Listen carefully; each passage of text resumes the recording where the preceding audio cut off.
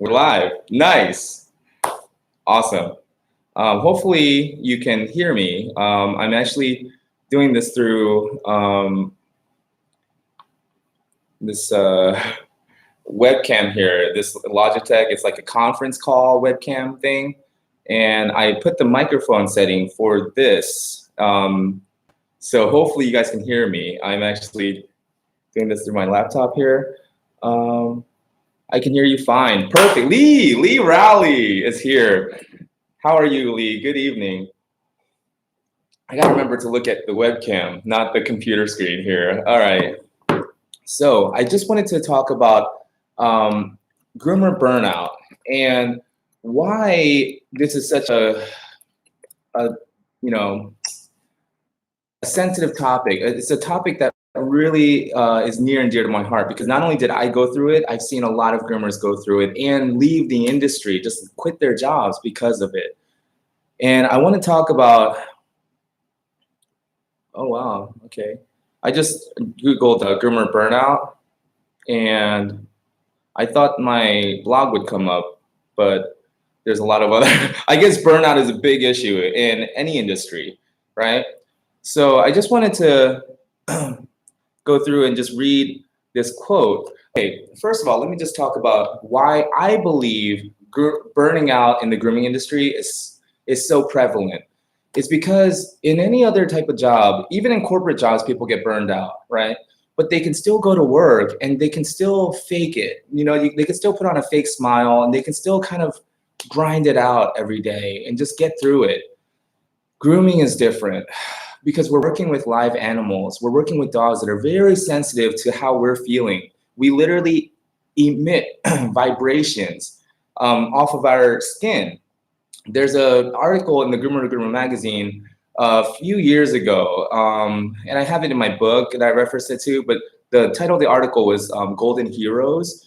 And in that article, they were explaining how golden retrievers were the breed that they preferred using because they're so willing to please, they're so eager to work with us, and they're so sensitive to how we're feeling. And in that article, they said that they pick up what was it? Our bio waves. That's what they called it. Bio waves. The vibrations that come off of our body that changes depending on how we're feeling. You know, our emotions. So the reason why they even brought that up in the article is because these golden retrievers were trained to help war veterans that are suffering with PTSD, post-traumatic stress disorder. And before the soldier even knows that he's about to have a panic attack, the dog will sense a change in their bio waves, in the way that their body is literally vibrating, the frequency being emitted off their body. The dogs can detect that. And the golden retriever will go, and they're taught to put their paw on the soldier's chest. And that way the soldier realizes, oh, I'm about to have a panic attack. You know, it alerts him to it. Before he even realizes it himself, the dog already knows because of how the changes in his body frequency, the bio waves coming off his body. So that's why when groomers are not feeling well, and they're stressed about something, let's say their personal life, they had a fight with their partner, maybe they had an argument with their kids, maybe there's something going on with their financial situation that they feel like they're not in control of, they feel overwhelmed. When they go into work to groom these dogs, even the dogs that come in and see them every month, they will literally start to react and behave differently because they can feel the bio waves, the vibrations coming off of our body. That they can feel that we're stressed, and they can feel that we're feeling overwhelmed. And even if we try to hide it, we can hide it from people, but you cannot hide it from dogs. And so then the dog starts, being more reactive, and they're not really cooperative. They're scared. They want to get off the table. They don't even want to be around you really, because they can feel your frustration. Even if you're so good at hiding it, then no one else in the shop knows. The dog on the table knows. So then you start fighting your own frustration, not only because of what you brought to the table, but because of the dog on the table is now not cooperating that well like they usually are. Or let's say you have a new dog that you're not used to grooming, and they're posing all these challenges and issues, and you're already dealing with a lot of stress on your own. Now life sucks, right? And then you take the dog and you return them back to the customer when they come pick up, and the customers is just like, oh, thanks, I guess. Like they're not very appreciative. They don't know what you just went through. And it can feel like such a thankless job. And then you go home right back to the situation and the environment that caused you to feel that way anyways. And then you go back to work, and then it's just a vicious cycle. And I think that's why groomers suffer so much with depression and with feeling burned out and just feeling like just overwhelmed sometimes, and feeling hopeless, and feeling like I got into grooming because I love dogs and I love my work, but now I feel like I hate it, and I hate going to work. I dread going into work tomorrow. Like they know, they see the schedule beforehand, and they'll see like they have 6 dogs tomorrow, 8 dogs tomorrow piled on, and they're already feeling worn down. They're already feeling tired and exhausted. And then they go home and they cook dinner, and they're trying to get their kids to bed, and they're dealing with all this stress. They're trying not to yell at their kids. They're trying not to yell at their partner, and then they just deal with it. They turn on some TV at night. They're watching, Netflix, Stranger Things, whatever, to try to get their mind off of it. But then they're still not feeling that. They're still feeling kind of uneasy because of everything that transpired that day at the grooming shop, grooming these dogs that maybe nipped at them, maybe whined, or just cried the whole time. And even though you got the groom done and you didn't hurt the dog, still it does something to you inside as an animal lover, as a dog lover, to have a dog cry the whole time. It has an effect on us emotionally. Grooming is the most physically and emotionally demanding job I've ever had in my entire life. And I've had some pretty physical jobs before. But then you feel like you don't even really get that much rest, really. The TV's on the whole time in the background. You just kind of fall asleep, and then you wake up and you feel like, did I even get any sleep last night? I'm not even sure. And then you go back to work, and now, as soon as you get there, dogs are waiting, checking in, and back to back again. And it's a vicious cycle. And I feel like groomers, we're like worn down soldiers, really. And that's why whenever I see another groomer, I just feel so much compassion. I feel so much empathy towards them. I feel such a love for them, because I feel like they understand what I go through, and I understand what they go through. It's kind of like when soldiers look at each other and they just give each other a nod, and that's all that needs to be. They don't have to say a word. We just know we get each other. We've struggled through the same things. And because of that love I feel for other groomers, because of that affinity, we're in this together. That's why I want to share some ideas that helped me, literally lifted me out of those states when I felt like quitting. And it's embarrassing to even admit that, because I wrote 2 books on grooming, The Art of Grooming and 4 Steps to a Beautiful Groom, my 4-step process. And I recently learned that there's online grooming schools that actually recommend my book to their students. It's just amazing to me that grooming schools are actually now recommending my books to their students. And it's like, wow, every single day I see book sales. And I'm just like, this is incredible, and I even told myself, like, how embarrassing would that be for the guy who wrote the book, The Art of Grooming, to quit because I got burned out. I needed to figure out a way to turn all this around and find the joy in my work again. Do it for the art, do it for the passion rather than the paycheck. And the pain and suffering that I went through, I'm so grateful for it now, because the lessons that I've learned, the valuable experiences, the lessons that I got from those painful experiences, I've extracted all of them, and now I can share them with others who might be going through the same thing, who might be ready to throw in the towel and call it quits. When they know that they actually do love working with dogs, they love being creative, they love being able to express themselves through their work and creating a beautiful haircut on a dog because they love dogs and they love working with them. I just want to remind them why you actually got into dog grooming in the first place and try to rekindle that flame, right? That might have been smothered out by the pressure and the stress that comes with the job. Let me see here.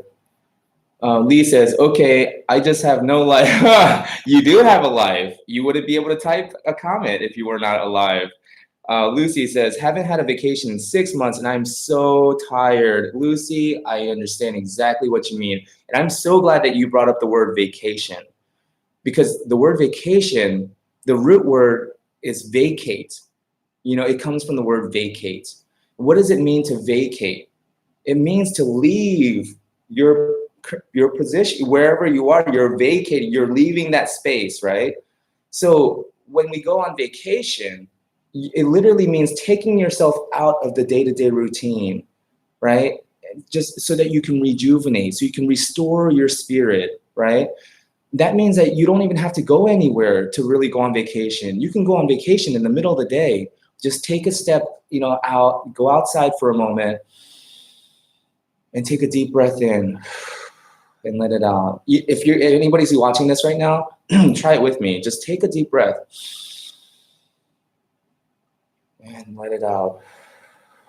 And I like to do it 3 times. And the 3rd time, I like to just take the deepest breath you can possibly take. Really fill your belly and let it out.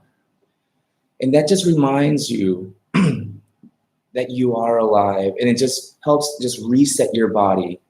And for a moment, you take your thoughts away from everything that's happening and just focus just on your breath and how good it feels just to breathe and just to relax for a moment. And you're literally taking a mini vacation out of the day, because vacation doesn't really mean going somewhere on a destination. Because for me, a lot of times when we go on vacation as a family, and there's a lot of stress involved, there's a lot to do, and there's an agenda, there's certain things that we want to get done and see, because we traveled so far. You don't want to just sit in the hotel room and rest. You want to get out there and see these things, right? And so sometimes I come back from vacation feeling like I need a vacation from my vacation. It's like I don't feel rested. I feel more exhausted than when I actually went on the vacation. I mean, I don't regret any of it. Going to Key West and everything, it was awesome. But driving down there, trying to get everything, trying to see everything I possibly can before I come back home, and then driving back, literally like, dozing and trying to fight sleep, slapping myself driving home. And then I got to go work the next day by the time I get home. A lot of times going on vacation is not really all that it's cracked up to be, right? Where we feel more tired sometimes. So vacation literally means to vacate your day-to-day routine. So this weekend even, I had the chance to take on a new client, but I refused because I need this time to do some other things, go out in nature with my dogs, go hike up Stone Mountain, or go up, to literally take myself out of the day-to-day routine so that I can recharge my batteries, and rejuvenate my soul so that I can bring my best back on Monday when I go back to my clients' homes. Lee says, it is remarkable. I've seen it in action. Yeah, it is crazy. Let me move my screen right here so I don't have to look to the side here. Betty, what's up, Betty? And Amanda G says, hello, June. What's up, Amanda G? Lee Rowley says, awesome. Lee Rowley, going outside and doing 3 cleansing breaths has saved me from walking off the job more than once. It's a valuable tool. Exactly. Just taking 3 deep breaths. And also, taking a sip of water really helps. I remember hearing from the survival expert, he was saying that when you're lost in the woods, when you're lost in the forest, and you feel panicked, and you feel like you don't know which way to go, and you start to feel overwhelmed, he said, sit down, find a stump, find a log, find a place next to a tree or something to just sit down and take a sip of water. And he says the act of drinking water, just swallowing some water and breathing, it helps to just reset your body, the biology, like the bio waves, how you're vibrating. It just helps kind of reset that, right? So even the the soldiers who have the post-traumatic stress disorder, when the dog puts their paw on their chest, it reminds them, let's breathe, let's relax, let's reset, so that they don't suffer from the panic attack that's coming, that they don't even realize is coming, right? Lee Raleigh, Angela Medina, I finally started taking Sundays off. Good for you, Angela, because I was only taking a day off every 3 or 4 months. It's made a little difference, but I need to take a real break. Exactly. So let me just give you an example. There's something that's happened very recently, and I'm gonna leave the names and any details out, but I'll just kind of give you an example. So this first email came to me 4 days ago, right? It says, hi, June, hope your summer is off to a good start. We spoke briefly on Instagram a while back. They moved from another state to this state. I won't say, I don't want to give too many details. We have a 15-pound Bichon Frise. I'm going to keep out the name. We're looking to get on a schedule with a private groomer in the area. My husband and I both, they'd rather someone come to their house rather than drop off. And they put in the email, number 1, what would your first availability be? Number 2, what is the cost for the first visit and those after? Looking forward to hearing from you. And I saw the email, it came in, but it took me a few days it took me a couple days to reply to it. So 2 days passed and I was like, I gotta get back to them. So I don't want them to feel ignored, but I can't take new clients right now. But, I was thinking, I'll just answer their questions, right? And see if they're interested. And then I do have one slot, because I did fire a client who was, every 2 weeks on Thursdays. And so I had that spot available, not every 2 weeks, because I did fill one of them. But, anyways, not to get into too much detail, here's what I replied. Good morning, so-and-so. We'll just call them, anyways. Good morning, so-and-so. I do have one spot available on August 1st. The first appointment is a 3-hour consultation / brush. I put brush put, but really it's misspelled. Brush out session. The main goal is to build rapport with their dog and assess the condition of his skin and coat. The fee is $120 for the first session. After the first appointment, I will have a better idea of how to schedule the regular grooming appointments and what to charge. Most of my clients are on a 4 to 6 week schedule, and the fee is between $90 to $120. Please let me know if you have any questions or concerns. I look forward to hearing from you. And I didn't think I was going to hear anything back because, not a lot of people are used to just having a consultation and assessment for the first time, and paying for it, paying $120 for it. But for me, I feel like I'm not looking for new clients for my work. I'm just trying to do better work for the clients I already have. My focus and my attention and my energy is not, I don't want to spend any of it, because I only have so much energy in a day. I don't want to spend any of it trying to find new clients for my work. I'm just trying to do better work every day for the clients I already have. And so I didn't think I was going to hear anything back, but then I did. So they replied back, hi, June, thanks for your email back. So I understand correctly, he would not actually get a haircut on August 1st. He's pretty overdue right now since we moved states and hasn't had a cut since June. So I want to make sure he would be cut on your August 1st visit. So then I replied back, my goal would be to complete the haircut, but without ever meeting him before, that's not something I can guarantee. Because the way I believe that it's a privilege to groom someone's dog that you earn by earning that dog's trust. And I don't know without meeting that dog if he's gonna trust me right away. I'm a new person. So I believe that grooming is a privilege that is earned by gaining the trust of the dog. In the animal world, a dog would never be allowed to groom another dog they've never met. In fact, the rest of the pack would probably try to kill that dog, that strange dog, because it's such a disrespectful thing to do in nature. Just like if I ran my fingers through your hair the first time we meet. However, all dogs are different and have unique personalities. If your dog warms up to me quickly and his coat is not in horrible condition, I will most likely be able to complete the haircut. I believe that the way the groom is done is much more important than just getting it done. The ends do not justify the means when it comes to sentient beings. My approach to grooming is very different, and I completely understand if this is not for you. And I signed off. And then one of my clients actually had to reschedule because her son is leaving to Cambodia today, and they have a lot of other things going on. So she asked if she could reschedule. So I emailed her back just a few hours after that. I sent that email, and I put, my client just contacted me and needs to reschedule her appointment tomorrow. This was Thursday, so yesterday I emailed her this. Her son is leaving to Cambodia with the Peace Corps, along with other things going on at the moment. Would you be open to a meet and greet tomorrow? I think explaining my process in person may help, and it would be an opportunity to see if their dog likes me or not. Please let me know if tomorrow works for you.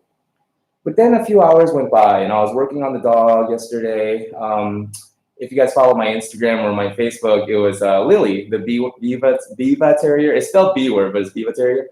And as I'm grooming, I'm thinking, wait a minute, I have tools that need to be repaired. I got 2 clippers that, the power cord was kind of, giving out a little bit. And I have scissors that I need to get sharpened. And I've been pushing this back for months now because they're closed on the weekends. And like Amanda's saying, or Angela's saying that we don't take days off. I mean, it's hard to get a day off. And then whenever we do get a day off, on the weekend or something, the sharpening place is not even open, So I've been pushing this off for months. So I was thinking, I need to take some time to take care of myself and my tools, right? And having a new client, taking on a new client tomorrow, it might take my whole day, and I'm then again, I'm gonna have to wait because my next week is completely booked as well.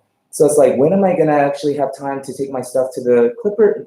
Because I've been wanting to visit Clipper Pros, which is just down the street. And actually, I wouldn't have even found this place had I not gone there today and walked this street. And now I found this workspace, and now I have a place, an office to use. Anyways, everything worked out perfectly. But I was thinking about it. I was like, I need to take care of me first, right? It's not about getting more money and more clients. What's the use of having all the money in the world if we can't enjoy it because we're breaking our bodies down? The Buddha says, human beings are the most strangest creatures on earth. We sacrifice our health in order to get money, to earn money. And then when we get older, we spend all our money to try to regain our health. And then at the end of our life, we die without ever having lived. Let that sink in for a moment. And so I emailed her back, and I told her, unfortunately, tomorrow will no longer work for me. I hope August 1st works for you. If not, I completely understand, and I appreciate you contacting me. And so then she replied right away.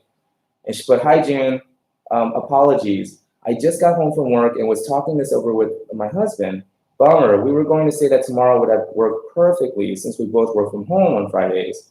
That said, sounds like we'll have to wait till August 1st. By that time, their dog is going to be very overgrown. We'd expect that he has to be cut that day. Let me know if that works. If anyone cancels in the meantime, let us know. So I replied back, if he's not being combed thoroughly on a regular basis and he's overgrown, it could take me 6 to 8 hours to complete the haircut. Because for me, it's not just about shaving them down. It's about clearing out that skin, and that skin care takes time. Shaving the coat down, and I even explained it here, actually, the haircut only takes about 45 minutes. It would take me 6 to 7 hours to get his skin and coat ready for the haircut, the way I do it. I'm not saying this is how other groomers have to do it. This is just me. However, if he is being combed out at least 2 to 3 times a week with the metal comb, then I should be able to complete the groom in about 3 to 4 hours. If he's matted, then it will most likely take me all day. The way I groom is completely different than anyone else in Atlanta.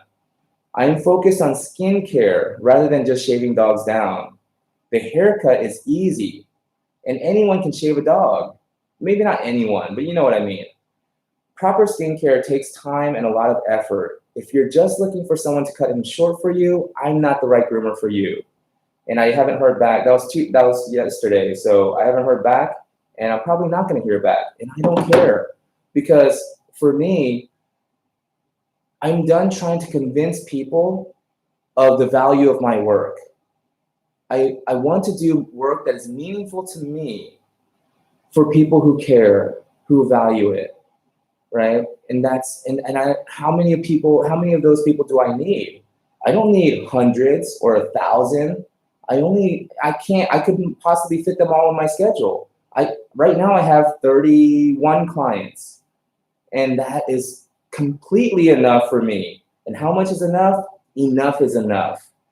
I think that a lot of my life, I suffered from this disease called more. I would want something, and when I get it, I would then look for the next thing, and the next thing, and more and more. And it's like, how much is going to be enough? If you always want more, you're never satisfied with what you already have. If we're never happy what we already have, we're never going to be happy with any more. So the only reason why I went through all of that is because I am so happy that I made the decision not to go and take on a new client today, which would have worn me out, made me feel tired. And I'm not even sure if they even would have valued it. I'm not even sure if they really even would have understood, how much I care about my work. And like, I don't know. I feel like sometimes, even though I do my best and I pour my heart out into it, when I feel like the client doesn't really understand what I did and they don't really value it, and they're just like, why did it take so long? I drive away feeling shitty, seriously. I don't feel good about it. And it's like, man, did I just do this just for the paycheck? Did I do this just to get paid? Because I could do that back in the corporate world, just working under a big corporation somewhere, taking the safe road. I don't have to work this hard and just feel like I just got paid, and they don't really care. They don't really understand the value, and they don't really know how much I cared and how much I really put into the work that I did. I'm over it. And I used to have close to 100 clients. I had like 78 at one point, and then we started cutting it down, started cutting it back, and getting rid of the people. Oh my goodness! While I was at Clipper Pros, Josh said something that was amazing to me. He said, in any industry, but especially for groomers, we have to learn to say no. We have to learn to say no to people, to potential clients, because he gave an example. He doesn't do mobile sharpening. And a lady called him just the other day, asking him to come out and sharpen her tools for her. And he said, no, I don't do that. I don't do mobile. And you have to bring your tools to me or ship them to me. And then on his website, he has clear instructions, detailed instructions of how to ship the tools to him and how they're going to ship it back. Because he does all his work in his shop right down the street here. And he was saying that she kept asking, like, well, can't you just come and pick them up? And he said, no, I'm sorry, I can't. And she was like, well, then I'm not, you just lost my business. And he was like, that's okay. That's fine. And he is saying that he doesn't want to do business with people who are going to be difficult to deal with, because here's the line that I want to quote. This is from Joshua Davis at Clipper Pros. He says, and I hope I don't mess up the line that he gave me. I even asked him, I was like, did you read that somewhere? He was like, no, I was like, I just said it. And I was like, I'm going to quote you, Josh. So here's the quote. We cannot do our best work for our best clients when we're stressed from our worst clients. Let me see if I can say that a little bit better. It is difficult to do your best work for your best clients when you're so stressed out by your worst clients. Isn't that amazing? I was like, Josh, I love that. I love that line. So what we started to do when we had our business and our home-based business, we started to cut out people who were hard to deal with, difficult to deal with, and it felt like they didn't value our work, and they knew that it was better than what they were getting before, and so they kept bringing them, but they didn't really appreciate it, and they're just kind of, almost felt condescending the way they talked to us and everything. We just started cutting them out. We just started telling them, no, we're not putting them back on our schedule.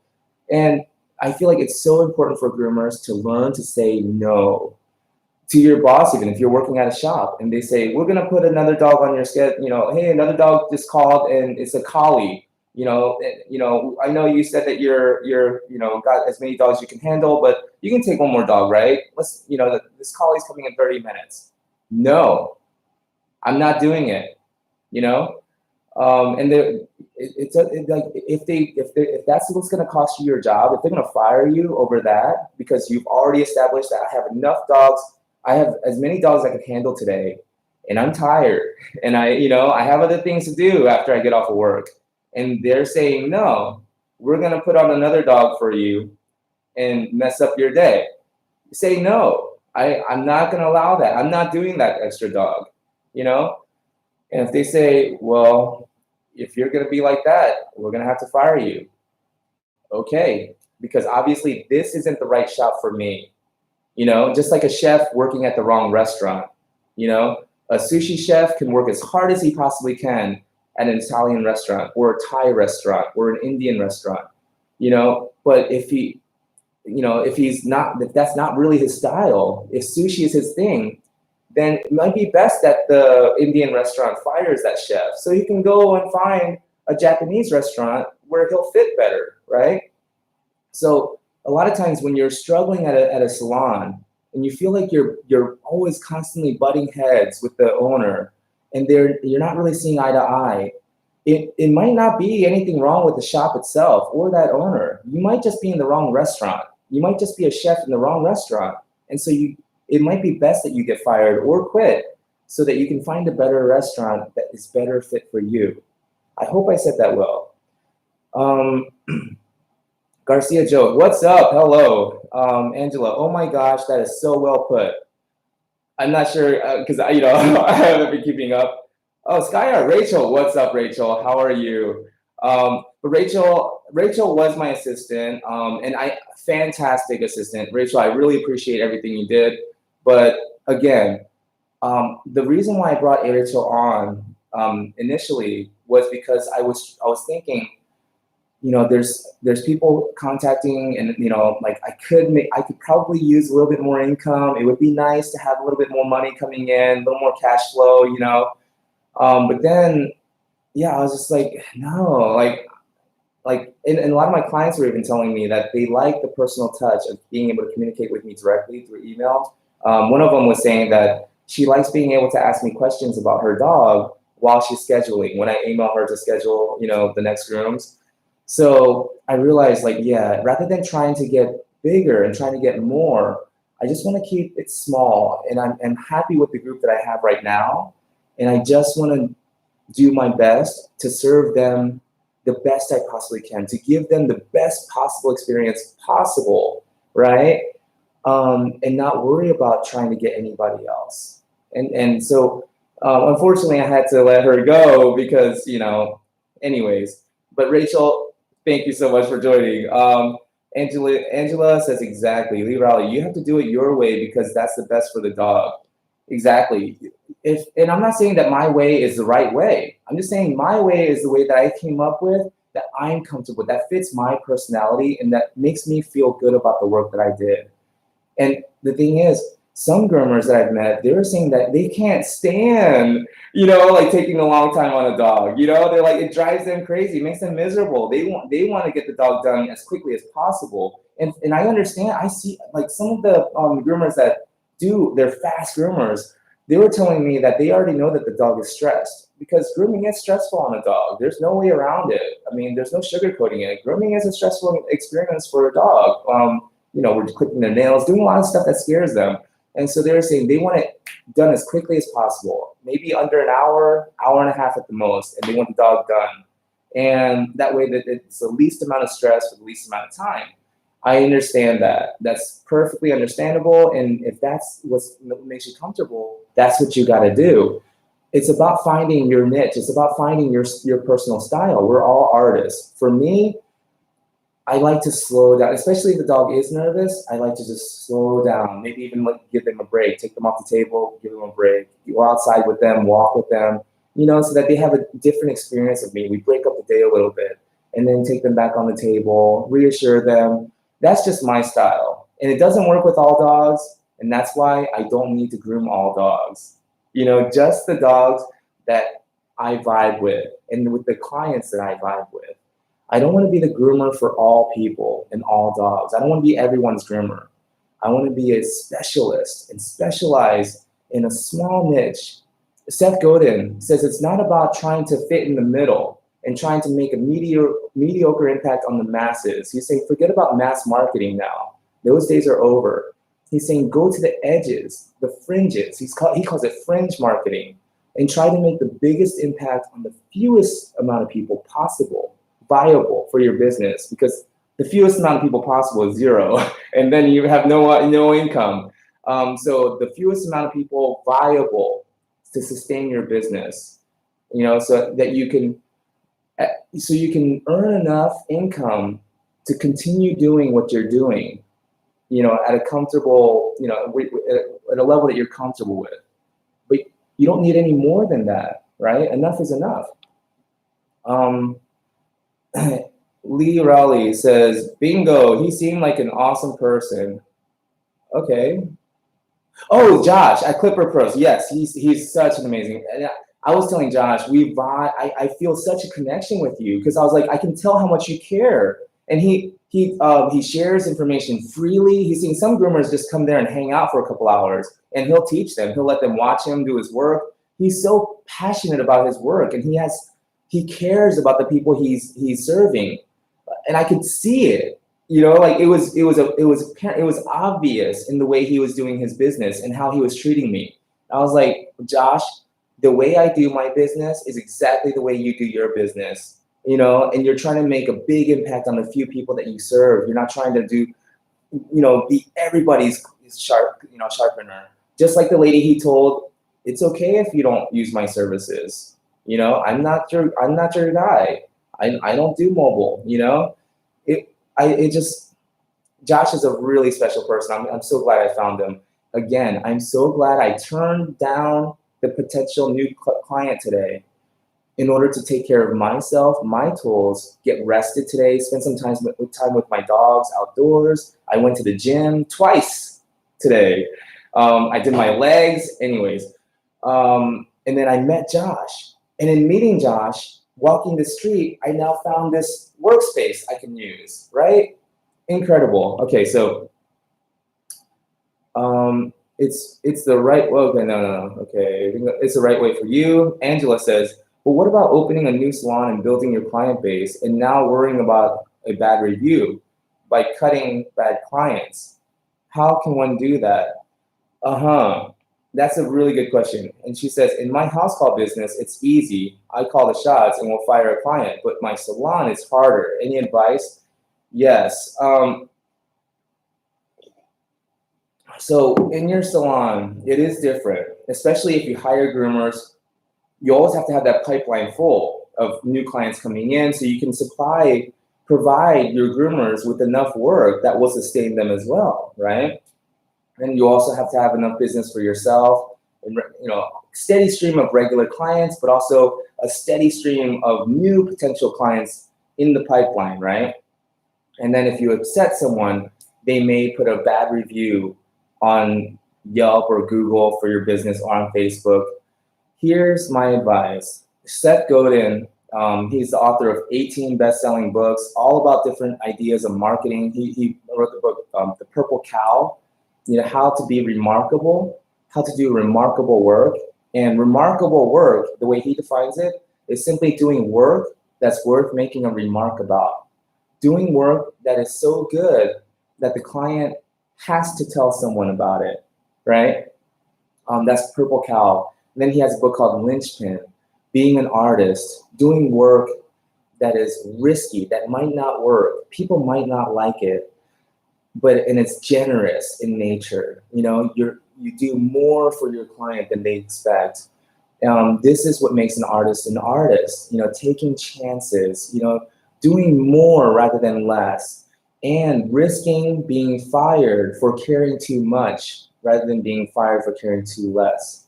And so Seth Godin says this. He says, shun the non-believers. If someone puts a bad review on your business, ignore it is my advice. Shun the non-believers. Why?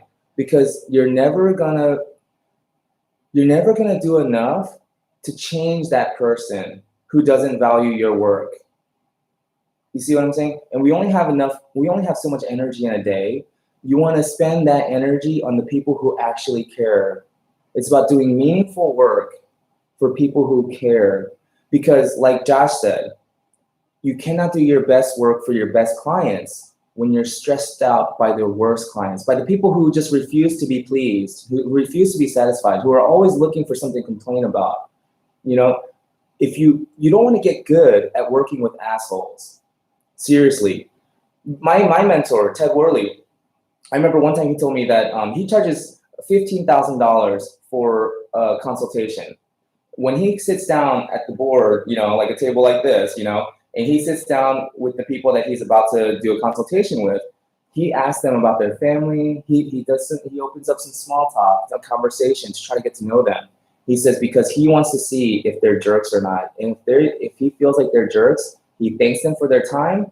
He picks up his briefcase and he walks out. Because he said it's not even about the money. The money's not worth it. He doesn't want to get good at working with jerks, right? So the same advice I would give to Angela, it's just me and my business partner, even better. But yeah, you do want to scale at one point, right? Because you have a shop and you want to grow and hire groomers. But that's the thing, is you don't want to get good at working with jerks and pleasing jerks. It's going to wear you out. And that's what causes burnout. Doing work for people who don't really care. And you feel so unsatisfied at the end of the day. You start to feel so worn down, And so I would say be very clear on the type of client you want to serve, If you don't want the people who just want to come in once a year to get shaved down, don't advertise to them. Don't market to them, And when they call, let them know, I'm probably not the right groomer for you.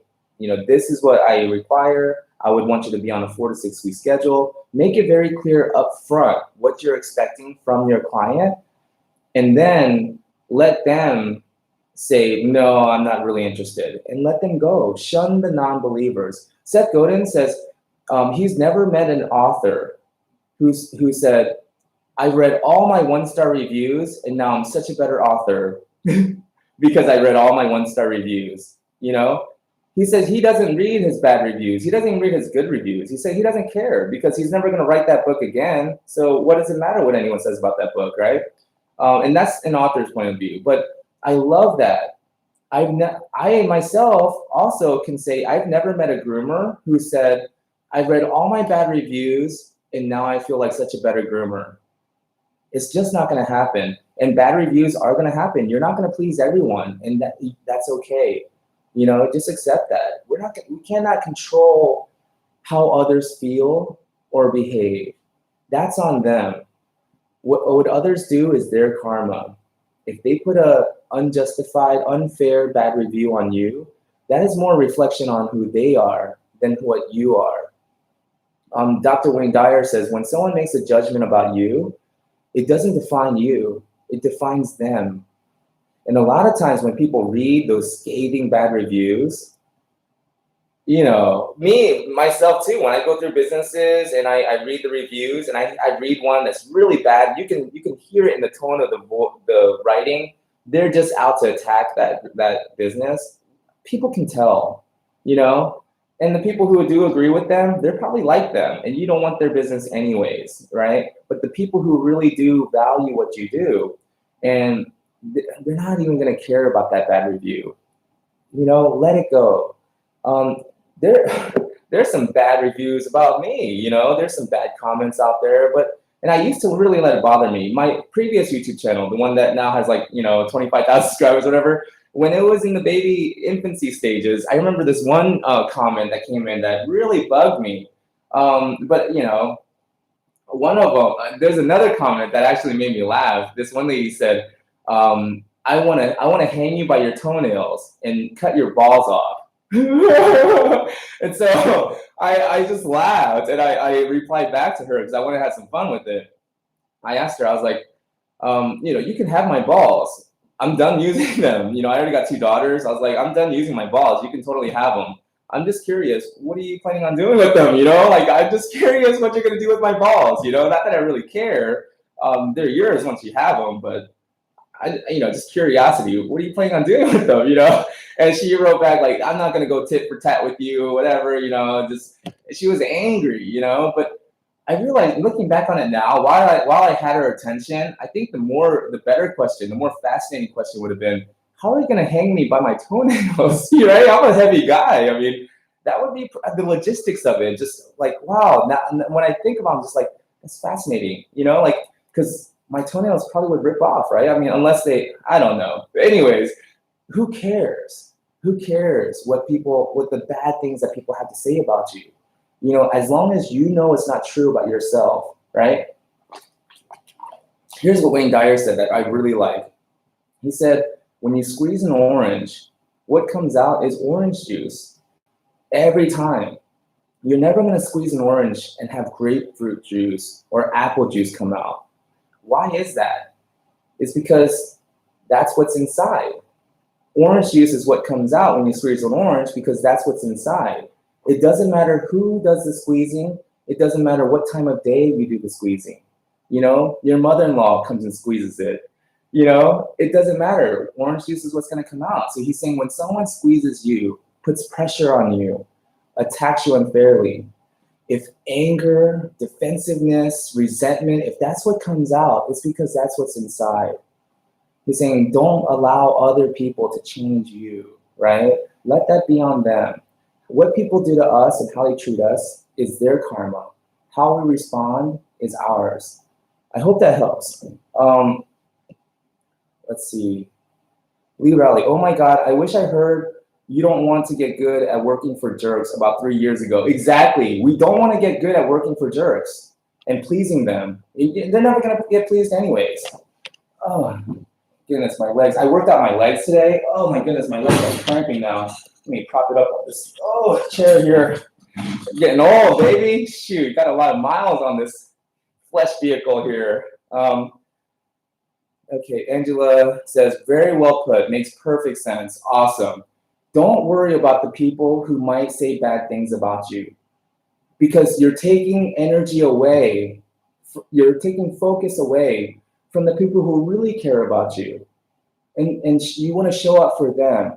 Don't show up for the people who, oh my goodness. So Seth Godin tells this one story, right?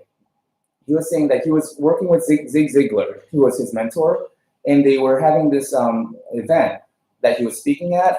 And during the break backstage, he turned to Zig Ziglar and he said, Zig, what do I do about that guy in the third row? He was like, I traveled, I made lots. I rehearsed this, and I'm pouring everything. He's like, I'm focusing all my tachyons, I'm focusing all my energy at this guy.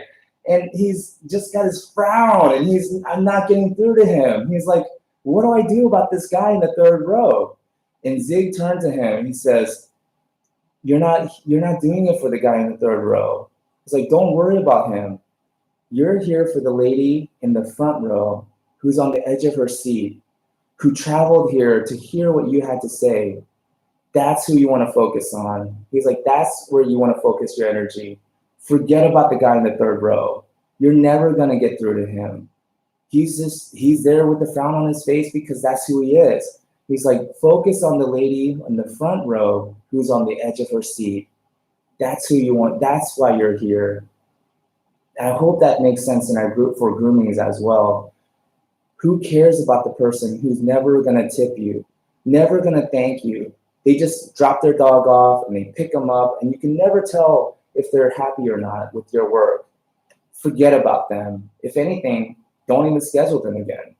You want to focus your energy and your attention on the people who care so much. They're eager to bring their dog to you. They tip you well. They'll even say things like, oh my God, you're not charging enough. You do such wonderful work. That's who you want to focus on. Shun the non-believers. um, let's see. Pauline says, great info, June. Thank you. I'm just trying to be helpful with the experiences that I had, because I suffered a lot. I went out of business. I went in severe debt, so much debt, 5-figure debt. And I had this anxiety. I had this paranoia. I was just for sure that one day the cops were going to knock on my door with the warrant for my arrest. I was just thinking, you just don't go into debt that much and not get put in jail, right? I was just like, and then my thoughts would start spiraling down. What about my kids?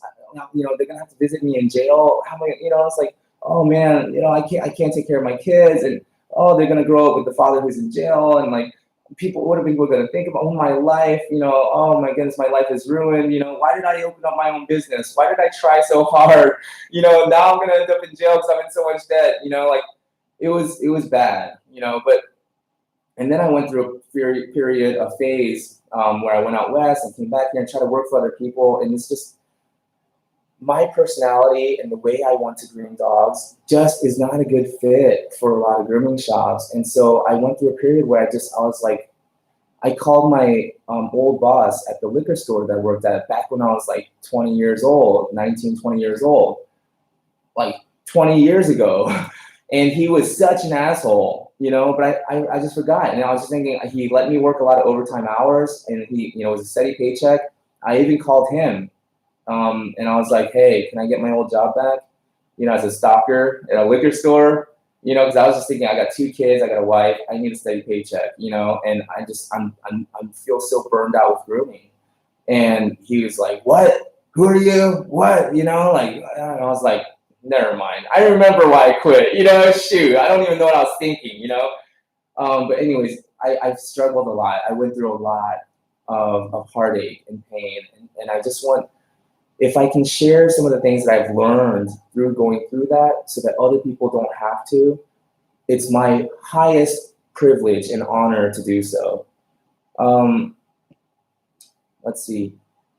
Angela Medina says, that's exactly how I do my house call, especially with my doodle owners. I have the best doodle owners because I train them. I have to get my partner on board to do the same thing in the salon. And yes and no, because we cannot really control other people, how they feel or how they behave. To try to do so would be the definition of manipulation. So yes and no. You can share ideas, and you can show her by your example and your successful house call business, and how satisfying and fulfilling the work was for you. You can share that, and hopefully that will inspire her. That will spark something inside, and they call it harmonic resonance. Something might resonate with her and cause her to decide to change on her own, to get on board, on her own. But yeah, we cannot change people. We can only hope to inspire them. And inspiration only comes for 2 reasons. Change only comes for 2 reasons: inspiration or desperation. And sometimes desperation is what causes the inspiration. So it might have to get to the point where she's so bogged down from trying to please everybody and trying to get everybody to give her good reviews.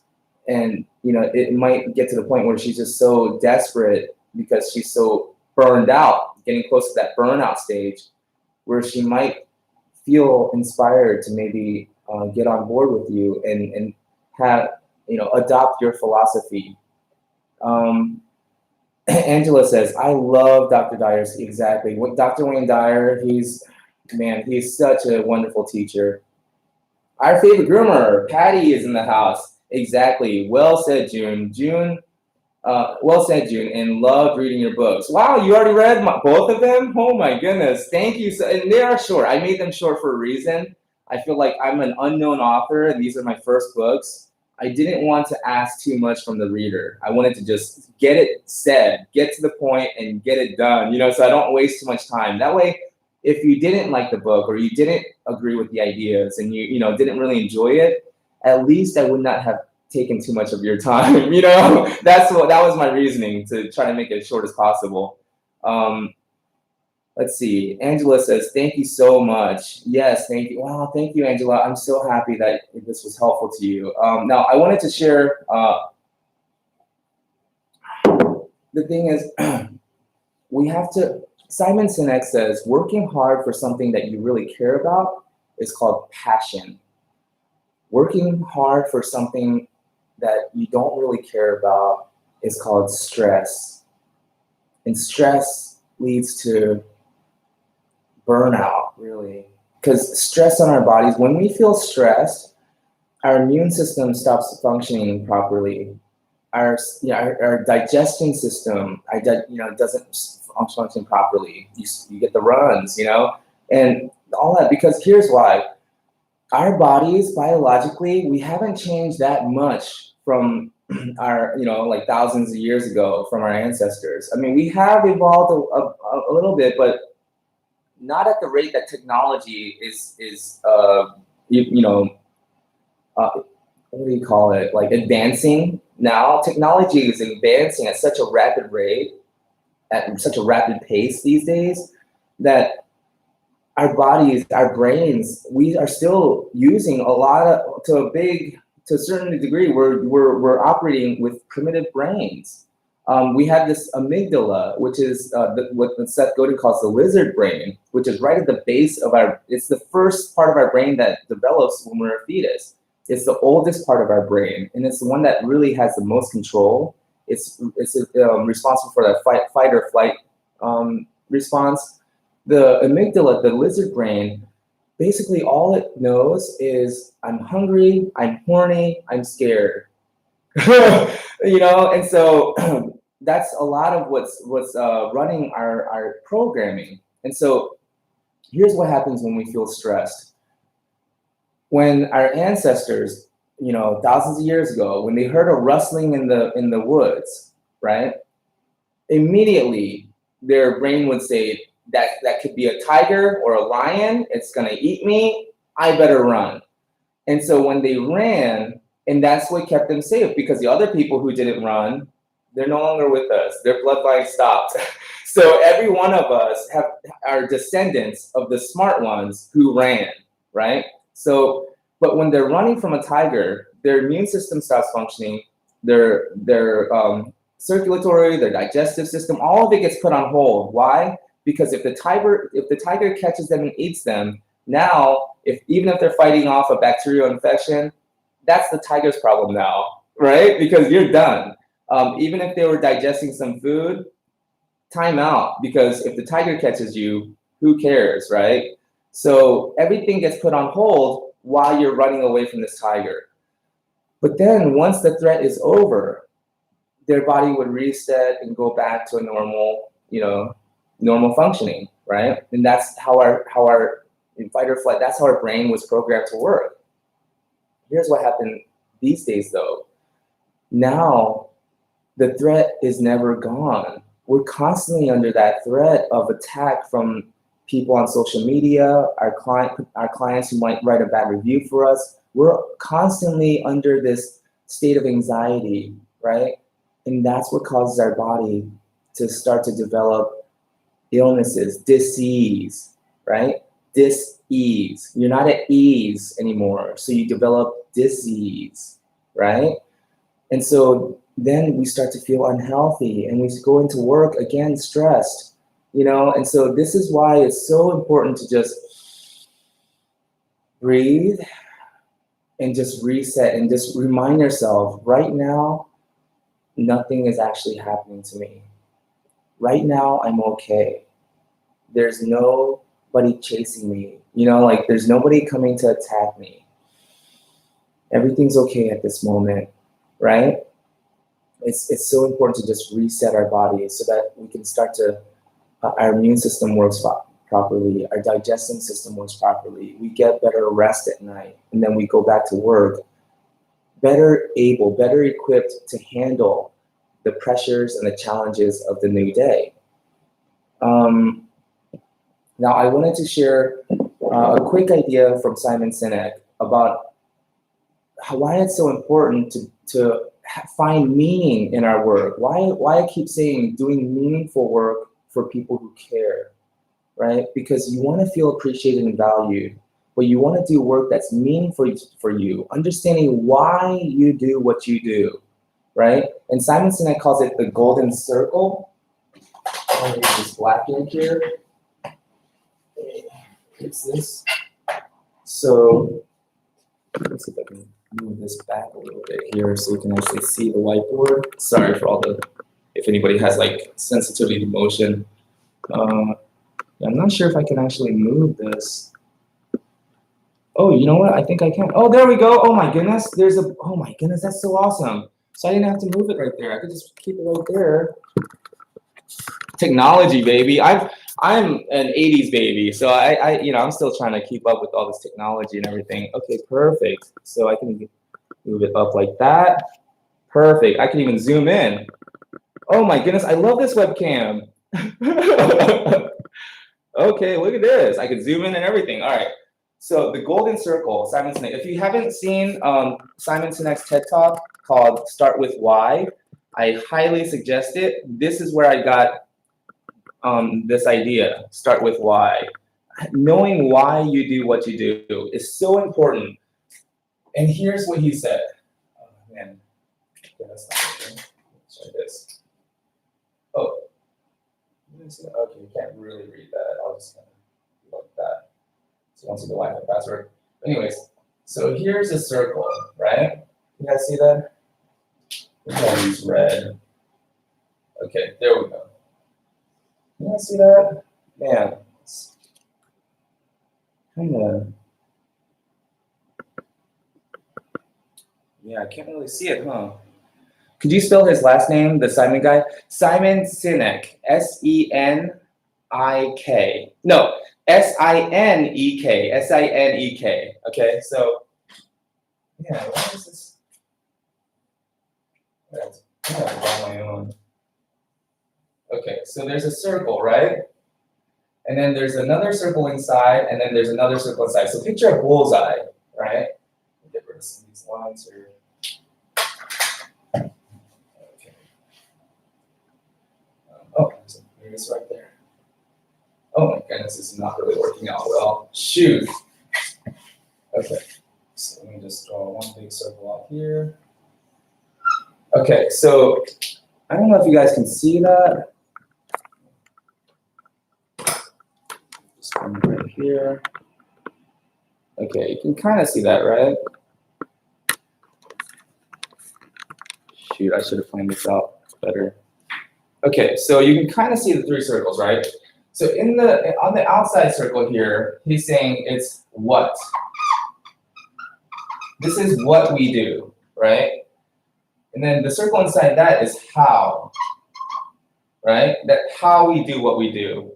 And then in the very middle, the inside circle is why we do what we do. So it's why, how, what. He's saying that most of us know what we do. We groom dogs, right? Some of us know how to do it. You know, this is how we do this and this is how we do this, right? And then very few of us know why we're doing what we're doing. Because don't say to get a paycheck. That's not really why you show up to work. Because most people in the workplace, when they do studies and ask survey and they get people's feedback, most people don't say it's the paycheck. They'll say it's the people that they're working with, the work that they're involved with, the interesting problems that they get to solve. This is what brings fulfillment to our jobs, to working. It's not the paycheck. So understanding why you do what you do is so important. There's a book, Man's Search for Meaning. What is the guy's name? It's called Man's Search for Meaning. It was written by a psychologist who actually went through the concentration camps during the World War, you know, the Nazi concentration camps and everything. He's a Jewish guy that survived it. He survived multiple concentration camps. And he attributes it to having a strong understanding of why he was going through this. Having a meaning, creating and choosing a meaning for it. He was saying as soon as people lost a sense of meaning, they felt like there's no purpose to going through all this suffering. He could almost predict when they were going to die.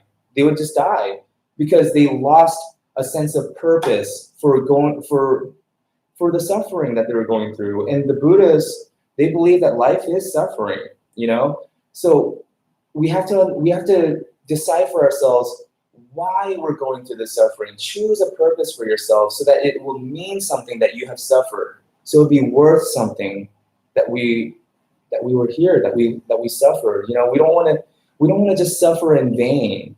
We don't want to just, you know, go through everything for no reason. We have to have a strong reason of why. So here's the example that Simon Sinek gave. He said that Apple, the reason why Apple was so successful, because, you know, they're kind of having a little bit of they kind of lost their way these days, but the reason why Apple's so successful is because they used to advertise like this. Oh, the better example, let's first do like Dell, you know, just a regular company that does the same thing Apple does. They make computers, they make gadgets, you know. Here's the way that most people advertise. They say what they do. We make the best computers, the fastest, the most state-of-the-art, up-to-date, you know, cutting-edge technology. Do you want to buy one? You know, sometimes they'll tell how they did it, but not really. They just say what they do, what they're offering. Would you like to buy one? You know, it depends on the price, right? Here's why Apple was so successful. Because Steve Jobs, the way he marketed, he would say why they're in business, why their business exists. He would start with why. And that's the title of Simon Sinek's speech on YouTube, Start With Why. He says, how did he say it? If you believe in challenging the status quo, you know, if you feel like an outsider, if you feel like you have ideas that can change the world, then we have products that are state-of-the-art, you know, cutting edge, that will help you achieve those goals, that will help you create meaningful work, to be the artist, to be the unique artist that you are. If you believe in challenging the status quo and pushing the envelope, creating something new that didn't exist, if you believe in taking risks, taking chances in order to do something that you believe in, then this is how you can do it, by using our products. Would you like to buy one? And so because they reversed it, because Apple started with why they exist, then people who believed in what Steve Jobs believed in, they were on board, and it didn't even really matter what it was. You know, it's like, Simon Sinek said, why would a computer company make iPods, a music device, you know? But other companies do it all the time, you know, Dell and all these other companies that make computers, they make little other gadgets, but they don't really sell the way Apple does. iPhones, things like that. People feel a loyalty to Apple, to their iPhones, to their iPods, iPads, because they know why they exist. My laptop here even, you know, you can see the Apple logo. And he was saying the reason why they flipped it so that people who are looking can see it, even though when I close it, it's upside down for me, was because this is a symbol to let everyone know I'm this kind of person. I believe in challenging the status quo. I believe in doing things that are risky and new. And so this kind of represents that. And so same thing with your brand, with your salon. Start with why you're in business. And a good way to do that is to write almost a manifesto. The reason why I wrote my book, The Art of Grooming, it's a philosophical approach to dog grooming. It's my philosophy on dog grooming, how I view my personal perspective on dog grooming. And so any one of my potential clients, if they ever wanted to know why my business exists, why I groom dogs, and why I feel so passionate about it, they just have to read my book or watch any of my videos, and they can see how passionate I am about trying to maybe not change the industry, but offer something different, offer an alternative. This is the way everyone else is doing dog grooming, you know? And I want to just offer a different option for a few people who are looking for it. And this is how I do it, my 4-step process. and this is what I do. You know, like you can contact me. You know, like, and so I drew inspiration from Simon Sinek. He literally inspired my business model and my marketing strategy. I start with why I'm in business, how I do my grooming, my process, right? And then what you do. And here's the important reason to having a process. It doesn't have to be a 4-step process like mine. It could be anything. As long as you have a consistent process. And here's why. It differentiates you. It sets you apart from the crowd, right? And a great example that my mentor gave me, Ted Worley, I hope he doesn't mind me sharing this, but when he was working at Procter & Gamble as the director, the vice president of marketing, there we go. They were working on a campaign, a marketing campaign for, I think it was Colgate or Crest or one of those toothpastes, right? That there's Procter & Gamble's. And what they did, which was genius, was on the packaging, and this was in the 70s, I think. He said this was in the 70s or late 60s, but toothpaste was toothpaste. Nobody cared, right? I mean, they just bought the cheapest one or the one that tasted the best, or, you know. So he's saying that in order to set their toothpaste apart, what they did was there's an ingredient in the toothpaste that every toothpaste was using, well, most of the other toothpaste companies were using in their, you know, in the ingredient, the recipe for their toothpaste. It was this tetra something, this, you know, scientific name, but they just called it T3, right? And so on the packaging, he put, and I don't know if it's Colgate or Crest, just bear with me, but it's like Colgate with T3, and it said it big on the packaging, right?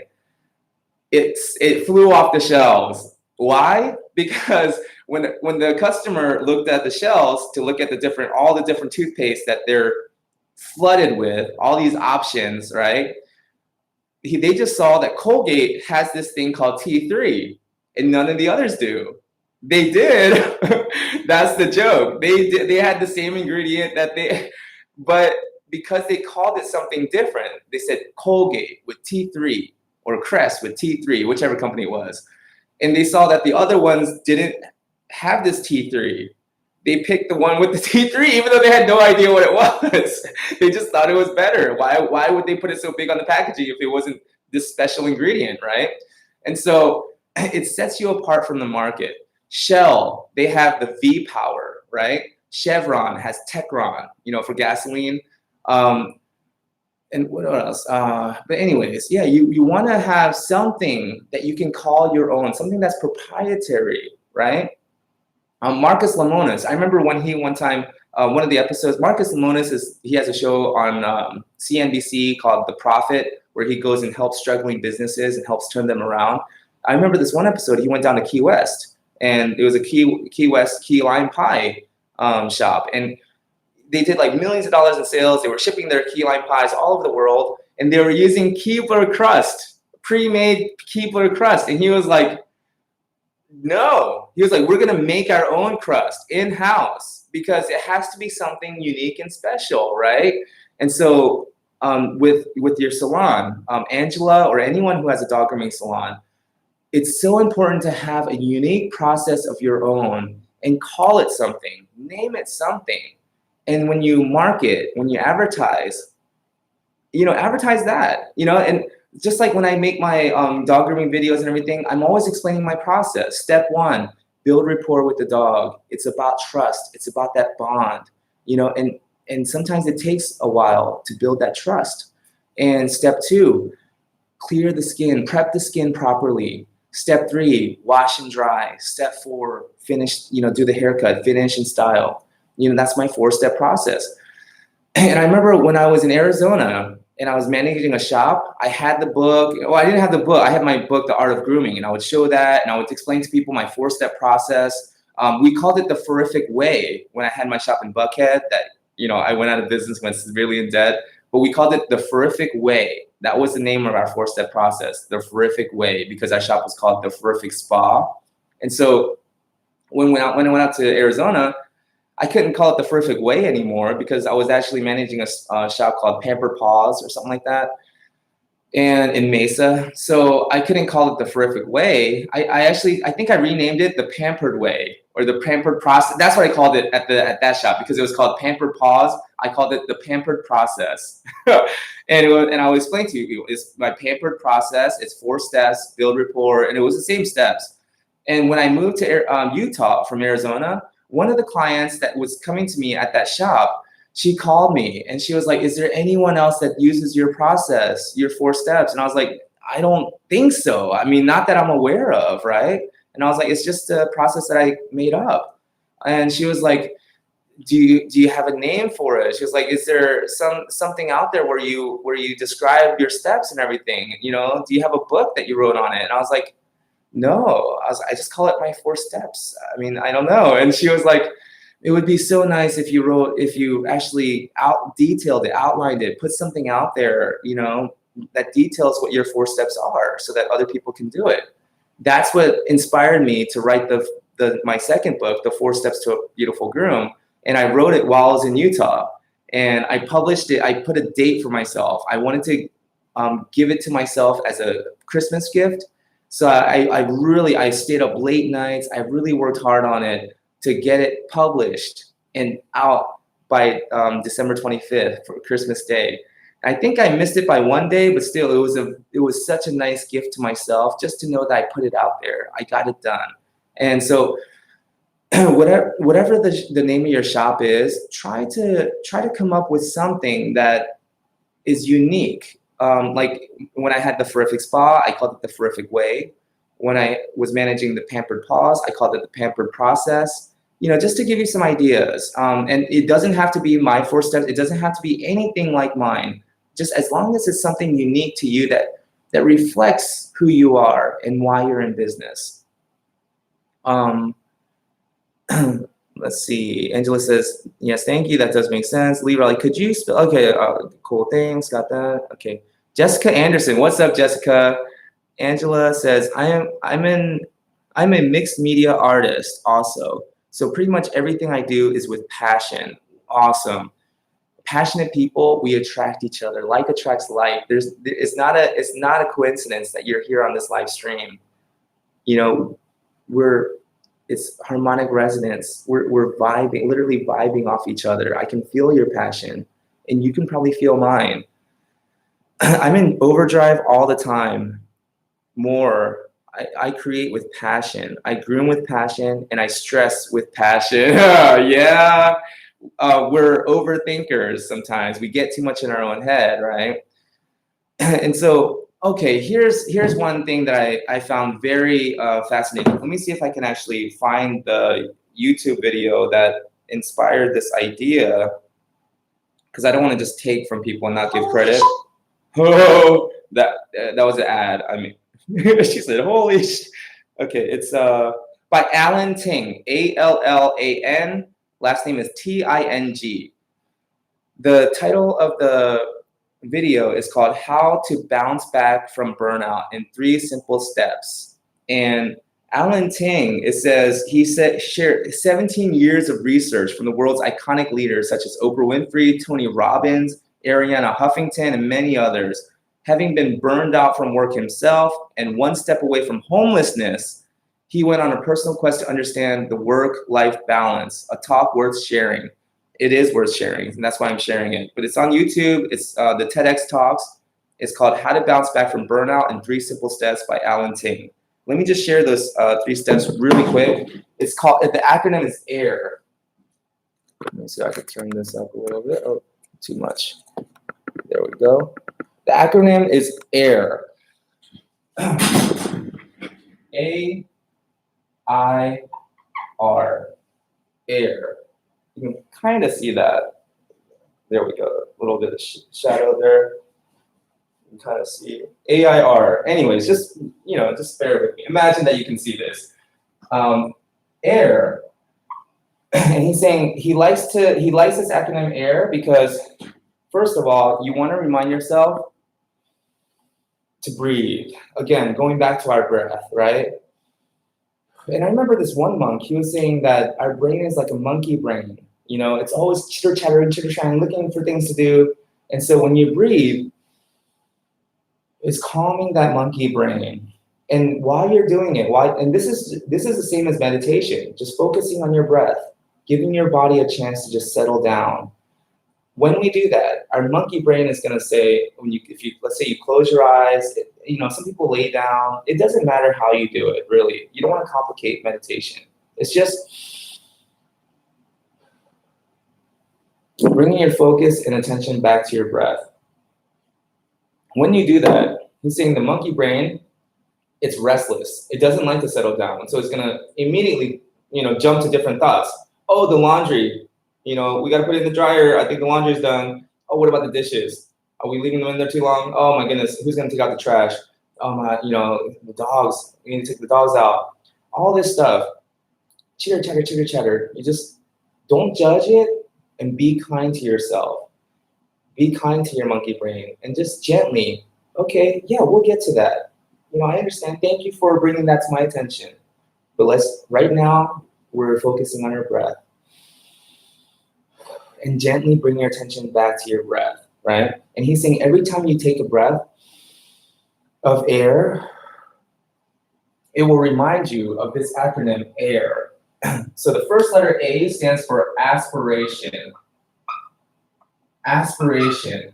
He's saying it's so important to have aspirations. What are you going for in life? What are some goals? What are some of your big goals and plans in life that you want to achieve? What inspires you more than just a paycheck or paying your bills? Because nobody pops out of bed on Monday morning and says, oh boy, I'm so ready to go and pay my darn bills. That doesn't inspire anybody, oh my goodness, I just have to come up with enough money to pay pay these darn bills, It's like, that doesn't, I personally never wake up in the morning and say, oh my goodness, another chance to scrounge up enough money to pay my darn bills. That doesn't inspire anybody. What is it that really inspires you? For me, it's feeling helpful to people. It literally energizes me. It makes me feel alive. It makes me feel like I have a purpose in life, to feel like I'm being helpful to somebody, right? And that's why writing the book was such a big inspiration to me. Going to my client's house, my client that I'm going to on Monday, she always tells me how much she values me and how important I am to their lives. And it makes me feel so inspired to go to work, right? So what are some things that inspire you? What do you want to achieve in life? Because Napoleon Hill says, the wear and tear of living is not worth the price we pay for it unless we're actually aiming for something, unless we're going somewhere in life, making progress towards a measurable, achievable goal, unless we're doing something with this opportunity that we have here on earth. And let me find that quote, because I put it on my Facebook page, because it's such an amazing quote. Actually, I have it on my gallery because I did screenshot it. Okay, here it is. I just want to finish the last part of his quote. He says, I imagine you were sent over here to do something. I imagine you were sent over here with the mind capable of hewing out and attaining your destiny. If you don't attain that, if you don't use that mind, I imagine that your life to a large extent will have been wasted, at least from the viewpoint of the one who set you over. Isn't that beautiful? And then there's another quote by Earl Nightingale where he defines success. So success, I'm gonna just Google this real quick. Success quote, Earl Nightingale. Okay, so here's what he says. Where is it? Okay. He says, success is the progressive realization of a worthy goal or ideal. People with goals succeed because they know where they're going. That's not the one I was looking for. There's another one. Okay.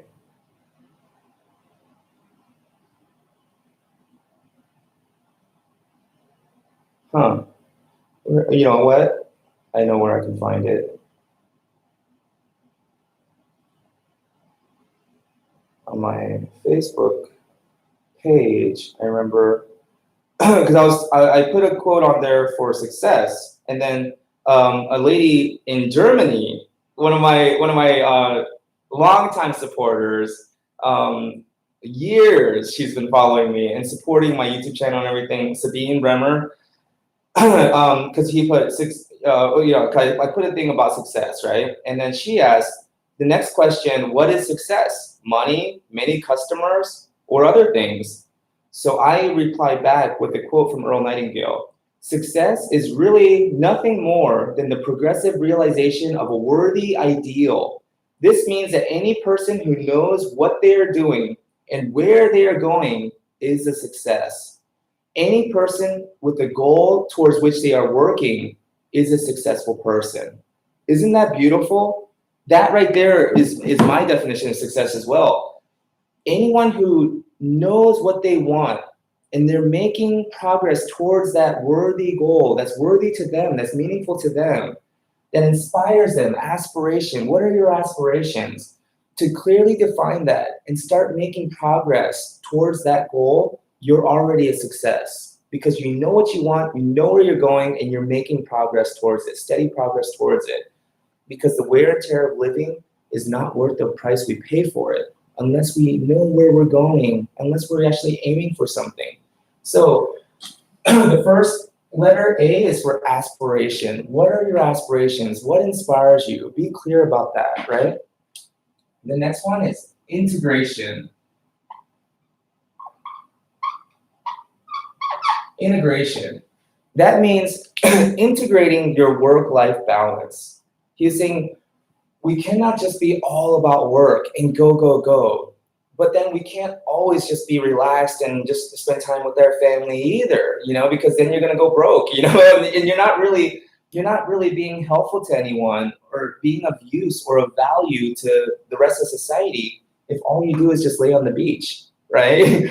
How long can you possibly lay on the beach and drink Mai Tais and margaritas before you get bored with your life, right?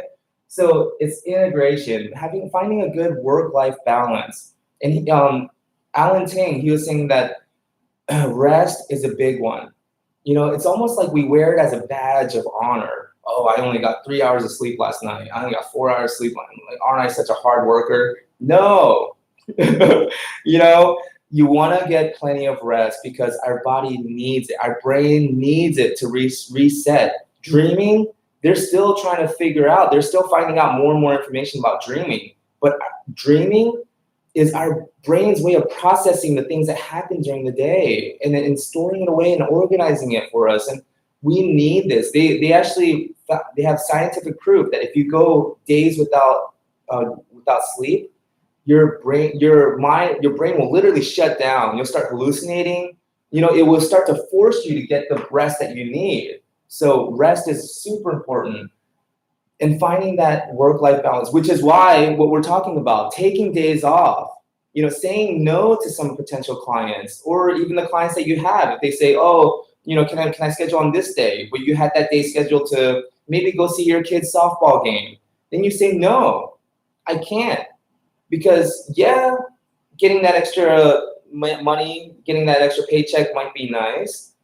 But what about the integration, the work-life balance, right? And now you're gonna start to feel a little bit too worn down, a little bit too overstretched, like overwhelmed and tired and exhausted. And you might start feeling guilty and feeling bad about not spending enough time with the people that really matter in your life, right?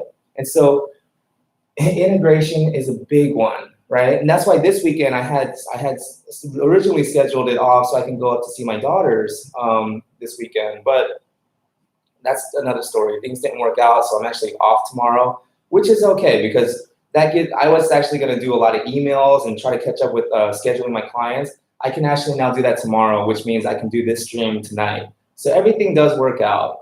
And also, I didn't mow my lawn today, which I was going to, but since I have the day off tomorrow, I was like, I'm just going to go work out at the gym, get one more workout session in for myself, for my body, so I can be stronger and healthier. And I can always mow the lawn tomorrow now. So everything does work out. But anyways, it's about finding that good work-life balance, integrating your work with your personal life. The last one is rejuvenation. So it's A, aspiration, I, integration, and the last one is rejuvenation. Let me see if I can spell that right. My dyslexia kept kicking in. Rejuvenation. And we already talked about, getting enough rest and, finding a good balance, work and rest in your family life and things. But this rejuvenation, this is a little bit different. He's saying this is recharging your batteries. This is making sure you vacate. You take those vacations. You take the time to do something different. Go out to the mountains and take a hike in the woods, in the forest. Really enjoy nature. Get yourself in a completely different environment than you're used to all week during the work week, right?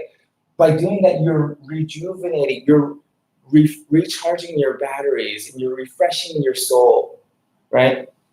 And here's an idea that I had about recharging your batteries properly.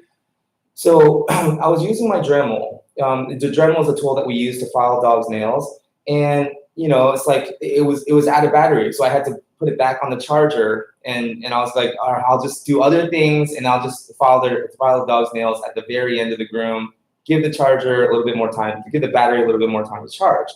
And the next thought in my head was, man, this is like the third battery I've gone through. It's like, why does the battery not last? It's because I keep taking it out as I need it. I don't let it charge fully, right? Same thing with our phones, with our smartphones. The reason why my battery now does not really last as long as it should is because I'm constantly, when I get in my car, because I need to use my phone when the battery's running low, I get in my car, I plug it into the car charger, so it's charging, but then I get to my next appointment, I pull it out. And then I while I'm working, I'll plug it back in. But then, I'll do something where I want to do an Instagram or something, I'll pull it back out. So I'm constantly plugging it out and, pulling the plug out and plugging it back into the charger. So it drains the battery faster, and then it also causes the battery to not last as long anymore, right? Same thing with groomers. I feel like because we don't take those days off, and even when we do, sometimes we're doing those free grooms for rescue shelters, trying to do good, trying to give back. We're grooming our family or our friend's dog, doing favors, trimming nails for people. We don't really take that vacate. We don't vacate ourselves remove ourselves from that position for just a couple of days, the weekend, maybe just one day even, right? And fully charge our batteries. Take that time out to not do anything work related, and just take that day for yourself so you can fully charge your batteries before you go back to work. Because when we don't fully recharge our batteries, right, and we keep plugging back in to work, right, that's when you start to get drained faster. And then when you do go back to work the next day, you don't feel, you don't last as long, just like our phones or the Dremel, because we haven't plugged in and charged it long enough, right? You want to take that time and literally vacate. Take that vacation, even if you don't go anywhere. They call it staycation, right? And you can just stay in your house even. Read a book that you've been wanting to read. Listen to an audiobook that you wanted to listen to. Play that board game with your kids that you've been wanting to play. Hang out with some friends and talk about something completely not grooming related, For me, I look forward to Tuesday nights. Every Tuesday night at 7 o'clock, I go to a Toastmasters meeting. And I love meeting those new people, because none of them are groomers. And I'm learning so much about different industries and about these people even, and getting new ideas, fresh ideas, and hanging out, spending time with people who are inspired and motivated and trying to improve themselves. That's the kind of people that show up at the Toastmasters meeting. Why else would you take time out of your day to go up front in front of an audience and practice your speaking abilities, your public speaking skills, and you're racked with anxiety and you're nervous and you're shaking and your voice is shaking and you're embarrassed? Why would people put themselves through that unless they were trying to actually improve themselves and they're working on themselves, right? And so you're with a group of people who are like-minded. So for me, that's kind of like a mini vacation. Every week I take a mini vacation to my Toastmasters club for an hour. and I'm literally removing myself from being a groomer, thinking about anything grooming related. Even my speeches, I don't really talk about grooming. I talk about other things, my philosophies and things like that, my experiences in life. And so whatever it is, you can find a new group of friends, maybe not a new group of friends, exactly like to replace your friends. That's not what I'm saying. I'm just saying, finding new experiences and new people that will make you feel rejuvenated, inspired, right? So it's rejuvenation, taking that trip up to the mountain to see a waterfall and just sit there and just be, right? We're so focused on doing things. What do I do next? What am I doing now? What do I do? We're not human doings. We're human beings, right? If you want to be happy, you don't do happy. You just be happy, right? The Dalai Lama says there is no way to happiness. It's not a destination. You're never going to get to a place where it's like, I found happiness. It was here all along. No, happiness is not a destination. It's not anywhere you're going to ever get to. Happiness is the way. There is no way to happiness. Happiness is the way. You just be happy, right? And a lot of times, happiness is not smiling and just, I mean, that's the surface level happiness. I think sometimes a better word is contentment. Even though right now I miss my daughters. I wish I wasn't, I'm the last person I ever thought would be going through a divorce. Seriously. I never could have imagined that I would be the one going through a divorce. I just thought to myself, I'm a good guy, and good guys don't get divorced, right? Like, how could this happen to me, Even though I'm going through some of the worst situations in my life, even when I fail my business, I tell everybody, everything important in life that you don't want to fail at, I failed at. I failed my business, I failed my relationship, my daughters don't like me, so I failed at parenthood so far. I actually have cut out a lot of my friends that I grew up with, my best friend even, because they're toxic. And I realized they're toxic for me. They were always condescending and trying to get me to second guess myself all the time and just bringing me down. So I failed at friendships. Like, those are 5 important things in our life, right? Business, relationship, your partner, parenthood, your kids, friendship, I failed at everything that you could possibly fail at that's important in life that you don't want to fail at, right? But it's okay. I can still feel content and say, I cannot change the situation or circumstances. I can't control them. I can't control what is happening to me or around me. But I can control this. I can't control how I go through it. I can control how I respond to this. I don't have to be angry. When I found out this morning, when I called my daughters to let them know, hey, I'm going to be there tomorrow. I can't wait to see you. And my daughter told me that they actually have plans and they're gonna be doing something else. And I just told her, I understand, and I miss you. And maybe next weekend. She was like, oh, next weekend I think we're doing this other thing. And I was like, okay. And I was like, well, when am I going to see you then? I was like, don't worry. I was like, I'm sure I'm going to get to see you soon. I love you. I miss you. I'm thinking about you all the time. And I hope you have a great day tomorrow with your friends. I realize now I don't have to get angry or resentful or bitter or say things or say it in a way that I'm going to regret later. I can choose to just accept. And I don't have to like it. Acceptance doesn't mean enjoyment and you have to like it. Acceptance just means you accept the situation for what it is. And I understand I can't change it. Maybe I could if I make a big enough deal about it and get super upset and yell and everything.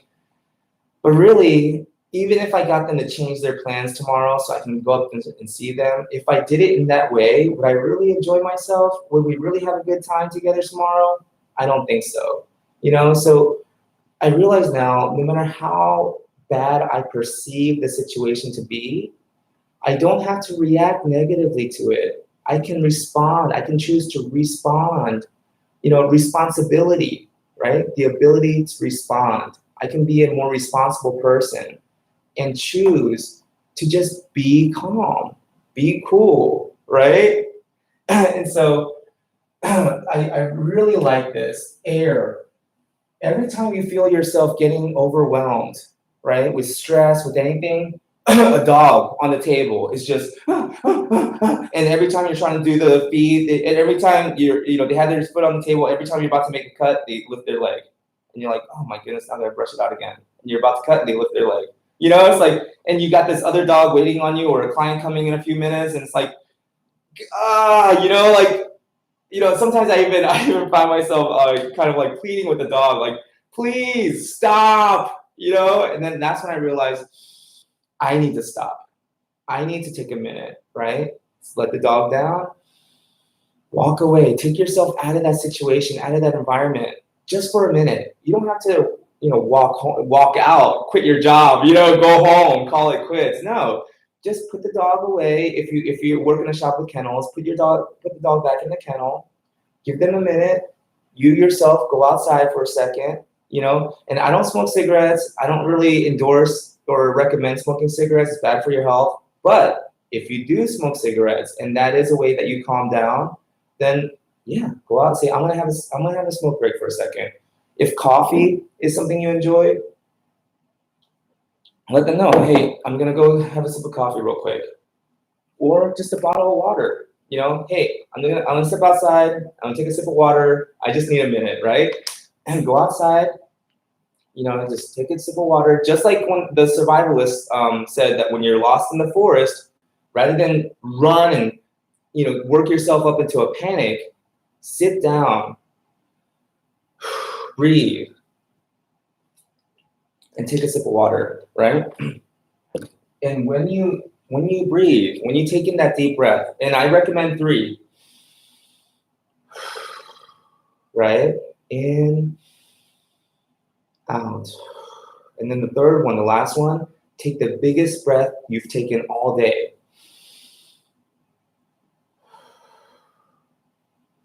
And while you breathe, while you take in air, remind yourself of this acronym, AIR.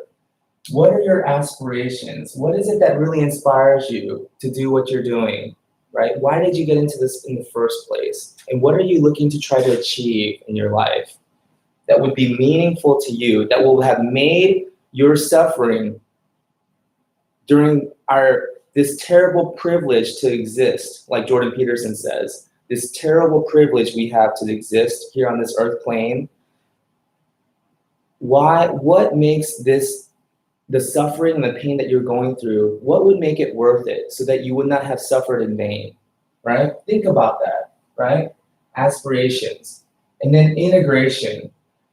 And for me, in those moments where I feel stressed out during work, a good, talking about good work-life balance, I like to give myself a little reward. I'll tell myself, okay, just get this done. And after I get off work today, I'm gonna go get a nice burger, because I'm trying to stay away from carbs, but it's like, I'm gonna eat the bun and everything. I'm gonna get a nice smokehouse burger with cheddar cheese and fries, and I'm gonna really treat myself as a little reward for getting through the tough day, right? And it literally will start to excite me. I feel excited. I'm like, oh my God, okay, let's do it. Let's get through this day because I have this reward at the end that I'm gonna treat myself to, right? So when you're outside, stressed and trying to decompress, think about, first breathe, and while you're taking in air, remind yourself of this acronym. Think about what it is that inspires you, right? Your aspirations. Then integration. Integrate some reward, some work-life balance. And tell yourself, you get through this, and you get to reward yourself. If you're into shoes or clothes, you don't have to buy something expensive. Maybe go to Marshall's or Ross, and say, I'm gonna allow myself to pick out one article of clothing that excites me as a reward, There's a little Chinese shop at the Discover Mills Mall here. It's like an outlet mall. And there's a little Chinese shop in there with all kinds of cool stuff, little Asian bracelets and like birthstones and gems, like knives, samurai swords and stuff like that. I never actually have done it, but I have told myself, after I get off of work today, I'm gonna go to that shop and I'm gonna buy something, a little trinket that makes me feel happy. But then on the way home with traffic and everything, I never really have time to stop by. but it gets me through the day. It's like I tricked myself. I don't know how many times I told myself I'm going to stop by and buy something there, and I just haven't. But at least it got me through. It motivated me, and it kind of made me feel excited, and gave me an incentive, a reward at the end of the day.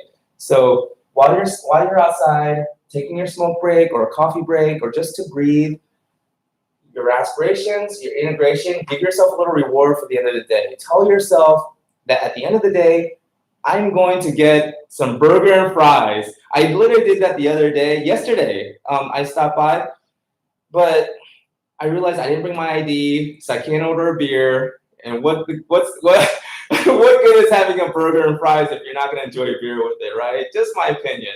So I actually went to Whole Foods instead, and I ate at Whole Foods. Anyways, trying to stay healthy. So I didn't actually get the burger and fries last night. I told myself I would, but it did give me a little boost of energy, and it made me feel excited for the end of the day to get off, to get done with the work and do it in a way that I feel proud of myself, and then go and get a burger and fries with a nice beer, right? I didn't do it yesterday. I did go there, and then I realized I didn't have my ID on me, so I was like, I'm just gonna go to Whole Foods across the street. But anyways, that's what helps me, integration. And then integrating some rewards, work-life balance, and then rejuvenation.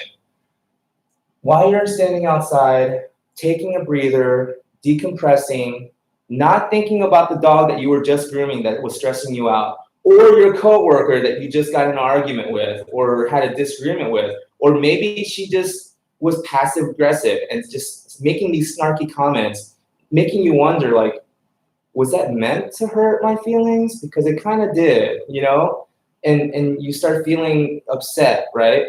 And you go outside, you're taking a breather. This rejuvenation part is part of recharging your batteries. And a great example that Allenton gave in his speech was saying, when your phone battery is down to 5%, right? And you plug it into the charger, it only takes a few minutes and you're up to 20%. It's like that initial charge, it boosts, right?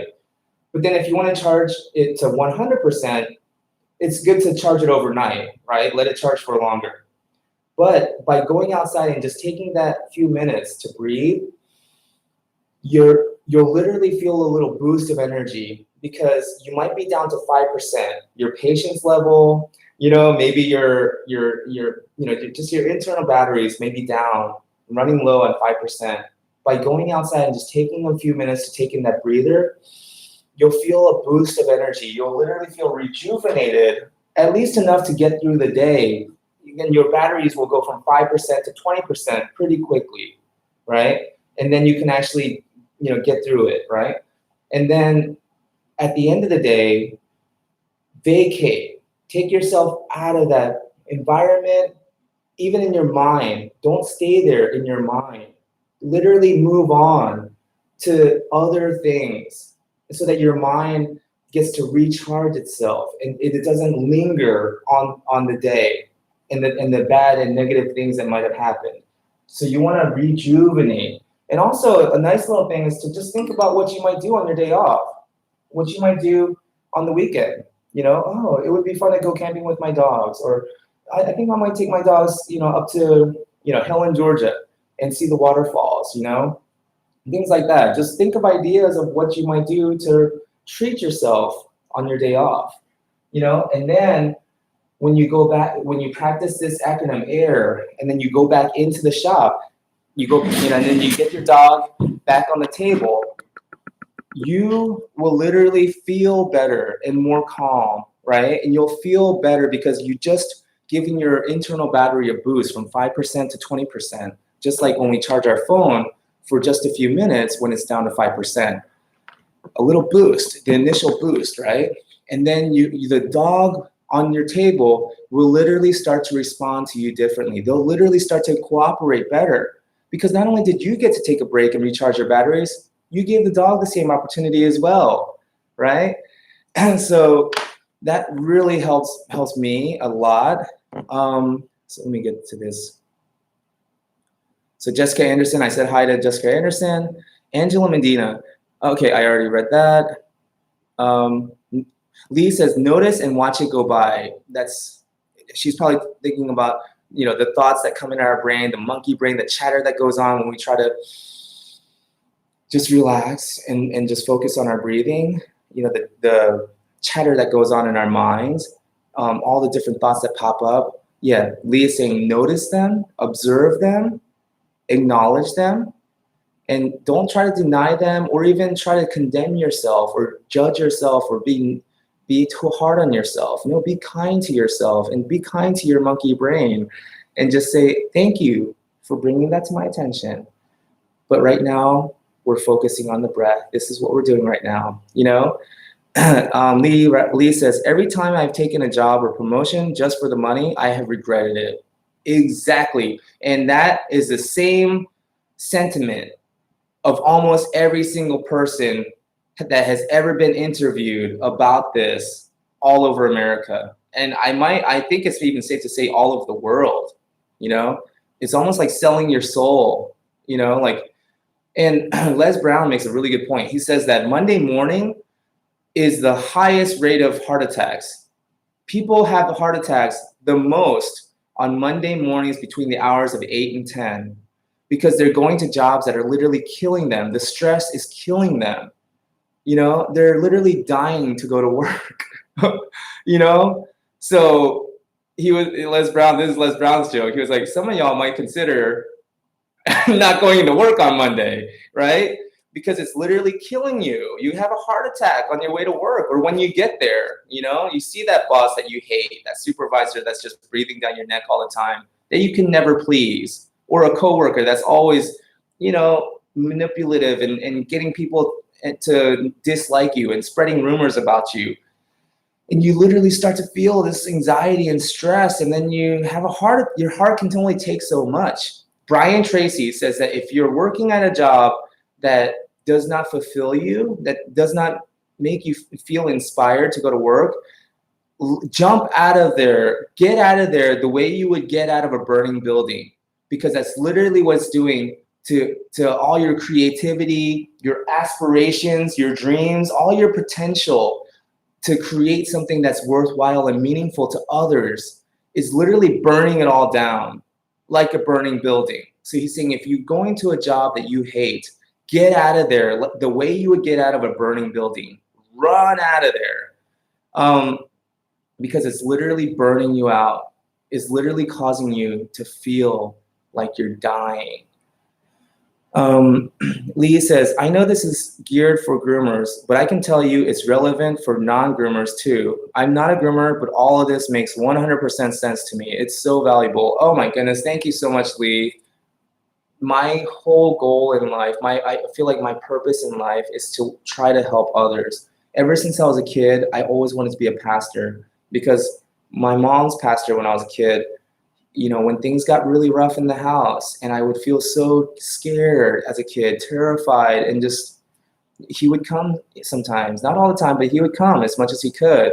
Of course, he has his own family, he has a church to take care of, but whenever he would come and he would sit down and talk with my parents and listen to them and pray with them. And when he would leave, things were better and I felt safe. And as a kid, that made such a big impact on me. That's what I wanted to be when I grew up. I wanted to be that guy that goes into people's homes when things might not be so great. And when I leave, things were better. I wanted to feel like the person who is helpful to others so that my existence would have meant something. It will have meant something that I was here, that I suffered.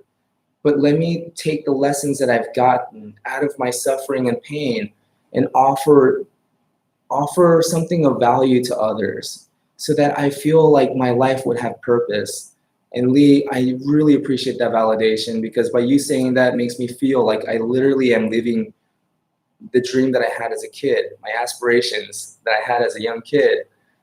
Robin Sharma asked, would the child you once were be proud of the person that you've become? And I don't know if he would be completely proud, of what's going on with my personal life right now. But I think he would be proud of what I'm doing.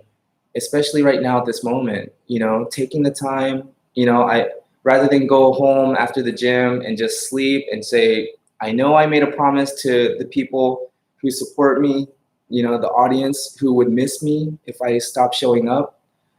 I know I made a promise to share some ideas about what to do, what burnout is, and what to do if you feel burned out. Give some steps, some practical steps that you can take, and how to prevent burnout from happening. I made a promise to share some of these ideas, and I know I would have let myself down if I didn't come and actually do this tonight. So Bargill says, "Oh, hey June, long time no see. What's up, Bargill? Bargill, let me know what's going on with you right now. Right? You lost your job, right? I think you quit or you were fired, right? I don't want to misinterpret what happened or miscommunicate it, but you were bather on your way to become, training to be a groomer, right? And then you lost that position, and then you're working at a salon, and then you had an opportunity to go back to PetSmart, right? So where are you right now in your journey on becoming a great groomer who is skilled and masterful and providing real value to people, right? That's your goal. Where are you right now in that journey? And I read this quote a little bit earlier. I'm not sure if you heard it, but just know, Bargill, you are already a success, because a successful person is anyone who is making measurable progress, working towards a meaningful goal. They're aiming towards something and they're making progress towards it. They are already a success. So you're already a success, Bargill. I'm just curious where you are on your journey right now, because it has been a while since we've talked. Kyle Martin says, "Hey June, I've been grooming for a couple of months now, and I love your videos. Thank you. God bless you, Kyle. Thank you so much." And if you're only a couple months into it, it's still the honeymoon stage, And I remember talking to this one groomer, and she was saying groomers have about a 5-year, life period, life cycle. She was like, the first couple years, it's like, oh yes, I'm great, I'm awesome, look at all these grooms I'm doing. And then she says about year 2 or 3, year 3 or 4, you start to get bogged down. You start to get like, oh man, I hate this, And then around year 5 is usually when a lot of groomers just get burned out and they quit. And if they don't quit, then that's where you get those groomers where you see in the shops where they just look miserable. They're just coming in, they're going through the motions, they're pushing dogs out, and their grooms don't look that great. It doesn't really seem like they care anymore. They're burned out, And so that's kind of what happens around year 5. But how to avoid that is by being clear on what kind of groomer you are and marketing that clearly so that your clients, you attract the kind of people who believe what you believe and what they want, what you offer, what you're offering. So you're doing meaningful work that is meaningful to you, right? That makes you feel good about the work that you're doing, only for the people who actually value it and care, the people who are looking for that. You don't want to be the groomer for everyone. You don't want to be everyone's groomer, because it's impossible to please everyone. You're never going to please everyone. And like Amanda was saying, you're going to start getting those bad reviews, and it's going to start to, really take a toll on you. So be very selective, be a specialist, and say, this is the kind of groomer that I am. And you might not know right now because it's only been a couple of months, but around year 2 or 3, you'll start to really kind of find your own voice, find your own style and what you're comfortable with, right? And what kind of dogs that you like to groom, what kind of grooms you like to do. Do you like to do scissor cuts on poodles? Do you like to do hand stripping on terriers? Do you like to do sporting breeds like spaniels? You'll start to notice what kind of grooms that you actually like to do, and start to focus more on that and start marketing that in your pictures that you share on Instagram. If you don't really like doing shave downs, don't take pictures of them and don't share them on your social media. I know every once in a while we have to do it, but don't market that. If you like doing spaniels, every time you get a Springer Spaniel or a Cocker Spaniel or any kind of sporting breed, take pictures of those and market that. So you start to attract the people who have those kinds of dogs, right?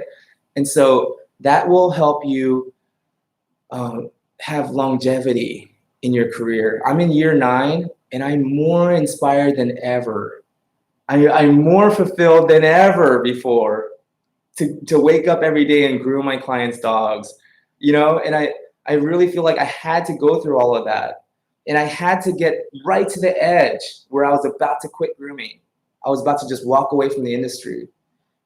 Not just because of the experiences I was having with my clients, but also the experiences I was having in the industry with the people who have a lot of pull in the industry.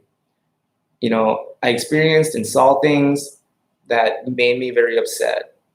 But now I realize I'm not out to change anyone, and I'm not out to change the world. I'm just here to do meaningful work for the few people who care, who would miss me if I was gone. And that for me now has brought me such a sense of satisfaction, such a sense of pride and purpose that it motivates me, right? To get up out of bed, even when I'm feeling depressed, even when I'm missing my daughters and feeling sad. I feel this wave of energy behind me to get up out of bed, make my bed, walk my dogs in the morning, and then go to my client's house and show up with my best to offer, right? And here's the thing. If you want to change the world, you don't change the world. You change how you perceive the world. You change yourself. Change the man, and the world changes. Here's a great story about that. A little boy was pestering his dad. Dad, it's his day off. He just wants to read the sports section of the newspaper. He just wants to sit down and relax. And his young son, his little boy, is just, Dad, you promised we're gonna go to the park or whatever. And he's like, okay. He tears out a page that has a picture of the world, of the a globe, a picture of the Earth on it. And he rips it up into hundreds of little pieces, right? Just shreds it up into tiny little pieces, and he gives it to the ripped up page of the world. He hands it to his son. He says, "Son, put this world, put it back together like a puzzle, and as soon as you're done, we'll go out to the park." Right? And he figured that'll at least buy him a couple of hours, right? Because how's his little boy gonna, piece together the picture of the world, right? This globe. And so he was shocked when the boy comes running back, and a few minutes later, he's like, Dad, I did it, it's all put together. He's shocked. He's like, what? How did you put this together so quickly? And the little boy says, on the other side of the page is a picture of a man, and the man is a lot easier to put together than the picture of the world. And he said, when I put the man together, the world came together. Isn't that a beautiful story? So you don't try to change the world. That's too difficult. It's impossible. It's going to take you forever, and we might not have enough time in our one lifetime to actually change the world. But we can put the man back together. We can put the broken man, who is myself, we can piece myself back together. And once I am whole, once I'm healed, then the world looks different. The world comes together on its own, because the way I'm seeing the world. What is his name? Oh my goodness, what is his name? But here's the quote. He was saying that so many of us fail to realize that our opinion of the world is actually a reflection of ourselves. Isn't that powerful? Our opinion of the world is actually a reflection of ourselves. We project out what we are. So change the man, the world changes on its own. Let's see here. Kyle Martin, I've been grooming. Okay. Bargill says, oh yeah, after my previous grooming salon closed for good. I remember that. So you found another job at a salon, and they ended up closing. So you lost it. You didn't lose your job, but you can't go to work at a closed down shop, right? So after my previous grooming salon closed for good, I had another offer to work at another one. I had to turn it down though, because that lady is known for abusing dogs. Good for you, Bargill. Good for you. Shoot, because it's not about the paycheck, and you don't want to get good at working for jerks. Okay? Perfect. So you turned that down because you knew she had a reputation of abusing dogs. Admirable, admirable, honorable, noble. I really respect that, Bargill. Kyle Martin, because I'm sure you have bills to pay too, right? And I'm sure it was tempting to work there and start bringing in an income, but you turned it down. It wasn't about the money. It was about working for people who believe in what you believe, that you can feel a connection with, not someone that's doing something that you don't agree with. I love that. Kyle Martin says, I'm in a school at a salon and I am the only male. I want to show other dudes how awesome this is. Yeah, right? I remember when I first started grooming as a bather, some of my friends made fun of me. They're like, dude, that's gay. And I was like, what? Like, try clipping the nails of a German Shepherd that doesn't want you to clip its nails, and he's showing you your teeth, his teeth. He's snarling at you, he's growling at you, and you're clipping his toenails. I was like, and now tell me how gay that is, you know? And also, why is gay such a derogatory term? Why is being gay looked at as being like, oh, less powerful, less, you know, you're not strong, you're feeble, you're fragile? No, some of the gay guys I've worked with, probably the most resilient characters that you could ever ask for. You know, strength of character. I admire people who have strength of character. And it doesn't matter if they're gay or straight or whatever your sexual orientation is. It shouldn't matter. It shouldn't reflect your ability to persist and work through tough challenges. You know, why would people say like, oh, that's gay, as if that's like something bad? It's like, you know, shoot, I actually wanted to be, I actually wanted people to think I was gay, you know, maybe that would make me look more artistic or something. I don't know. Anyways, I'm being very politically incorrect right now. Let me go ahead and just steer away from that conversation. Vargil says, I'm still bathing dogs, but sparingly, but I'm also doing dog sitting on the side. I have an offer for semi-part-time position at a local vet, so that's not bad. Okay.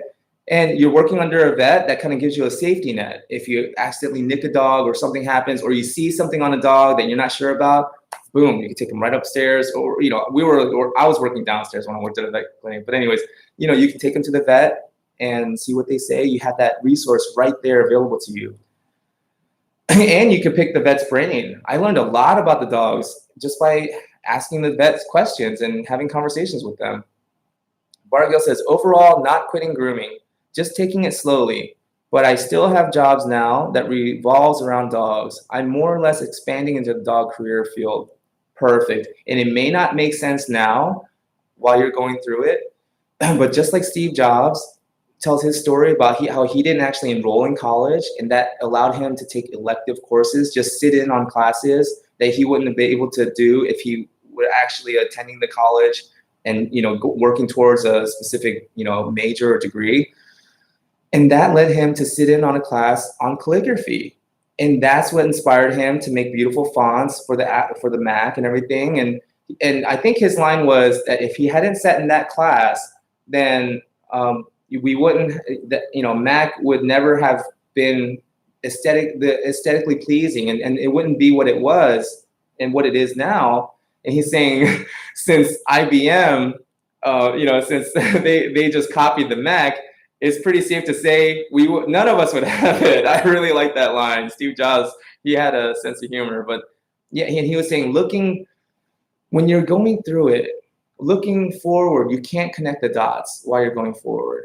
But when you look back on it, it all connects and it all makes sense, you know. And the things that you're going to learn from walking dogs, dog sitting, working with dogs, you're going to have to start familiarizing yourself with dog behavior, with how to train dogs, with how to, you know, calm them down. You know, all of this is going to be so useful and advantageous for you when you start working with dogs. The things that I learned from the dog trainers out in Utah when I was working there, things like pressure and release techniques, name and explain techniques, all of these things that dog trainers use to work with dogs and to train them and to really, get them to behave the way that we would want to, and taking baby steps, breaking down a big task into small steps and working on little steps, every day.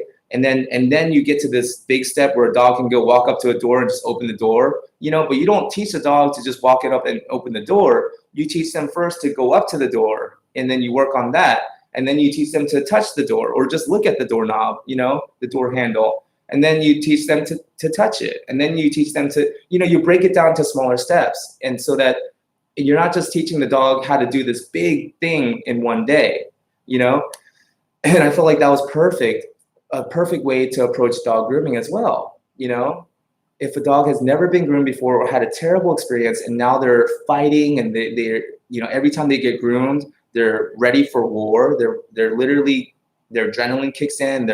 They have a bad association with the whole grooming experience. And now every time they are in that environment, they're already ready for battle. Instead of trying to get that dog groomed that day, how about we just get him used to going onto the table and just having a better association with that? And then next time we can put the brush and just, brush them a little bit, give them a treat. What if we did that, and really, instead of looking at grooming as just, oh, you drop your dog off and they have a haircut and it's just done. What if we really looked at it the way a dog trainer, the dog behaviorist would look at it, and applied those techniques to dog grooming? And Bargill, it sounds like you're on the perfect path to do that and to really make waves in our industry. And like you said, you're taking small steps. You're not rushing it. Seth Godin says, the people who change the world are the ones who are patiently impatient. I love that. Patiently impatient. So, I'm fascinated by what's going on with you, Bargill. Okay. Kyle Martin says, I'm from a small town and want to do it since the closest place to our town to get dog groomed is 45 minutes away. Ooh, okay. So yeah, you would be feeling a very much needed service, right? You would be offering a service that's very much needed. You'll be filling a void there for your community. That's awesome. Bargill says, at Kyle Martin, oh, it's pretty fun. I was the oddball when I was at PetSmart, being the only guy there. And the thing is, usually when you're the only guy in the salon, you're gonna be the one lifting big dogs all the time. They'll be like, hey, can you help me, lift this dog in the tub? It's just, it comes with the territory, being the only guy at the shop. Kyle Martin says, my goal is to stay small so I don't get overwhelmed. Perfect. I'm not here to get rich. I just want to make the dogs look and feel awesome and make the owners smile. By doing that, you're already rich, right? How much is rich? What is rich? What amount would be rich? Because even if you had $1 million in the bank account, if you're spending, if what's going out is more than that, you owe more than that, or you owe close to that, you're not rich, right? So what is rich? I believe being rich, is feeling fulfilled. Just like a success is someone who knows what he wants and he's going after it. He's making measurable progress to it. And no matter how small the steps are, every step counts. Every step matters. It doesn't matter if you're making leaps and bounds and jumps or just making very small steps. It doesn't matter. And also, a great thing is when you fail, when you trip up and fall, Les Brown says, when you fall, try to fall on your back, because if you can look up, you can get up. And then Denzel Washington says, if you fall, try to fall forward, because when you pick yourself back up, you'll notice you're a little bit further along than you were before you fell. So the reason why I share both of those, because it seems like it doesn't matter. We're all going to fall, and it doesn't matter if you fall back or fall forward, because if you fall back, like Les Brown says, if you can look up, you can get up. And if you fall forward flat on your face, that's okay too, because Denzel Washington says when you pick yourself back up, you'll still be a little bit further along than you were before you fell. So don't worry about falling. Don't worry about making mistakes and failing. Look at me. I'm an expert failure. And I'm sure I'm going to fail at more stuff. And that's okay. Give yourself permission to be wrong. Allow yourself to fail and not have to allow yourself to not always have to be perfect. Take that pressure off yourself and know that you're already rich. Why are you already rich? Because imagine you had a diamond size diamond, right? Let's say an asteroid or something a rock fell out of the sky and into your great grandfather's farm, right? And now he never sold it, he never chipped away at it, he preserved it because it's priceless, right? And it stayed in your family generation after generation, this priceless diamond the size of a basketball. And now it's in a lockbox in a secure bank in New York City, and it has your name on it. It's been passed down to you. Would you pawn it? Would you chip away at it to pay bills because you're struggling?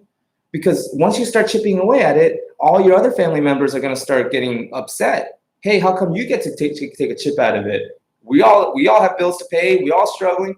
We get to take a chip out of it too. And then after all your family members and extended family members and their cousins and everybody takes a chip away at it, you no longer have that priceless diamond, right? Would you pawn it? Sell it off to some jeweler because you're struggling with your business? No, I wouldn't. Even if I ended up homeless, oh my goodness, there's a beetle right there. Even if I ended up homeless on the street, I would still never sell that priceless diamond in that lockbox, in a safety deposit box, in a vault somewhere with my name on it. I would still pass it down.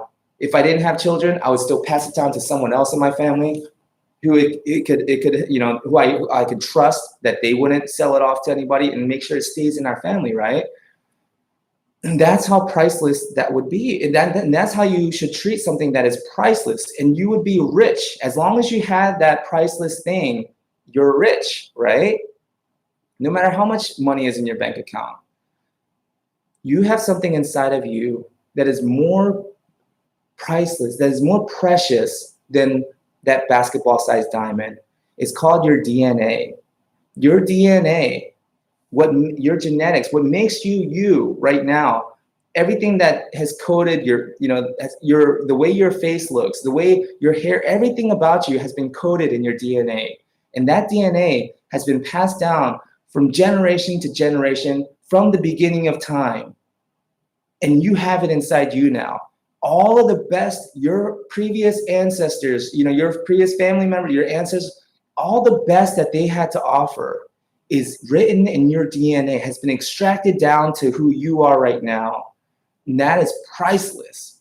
Would you sell it? Would you pawn it off? Would you sell your soul? Would you sell out just because you're struggling and you need some money? No. And as long as you understand what's inside of you, unlimited potential, you are rich beyond compare.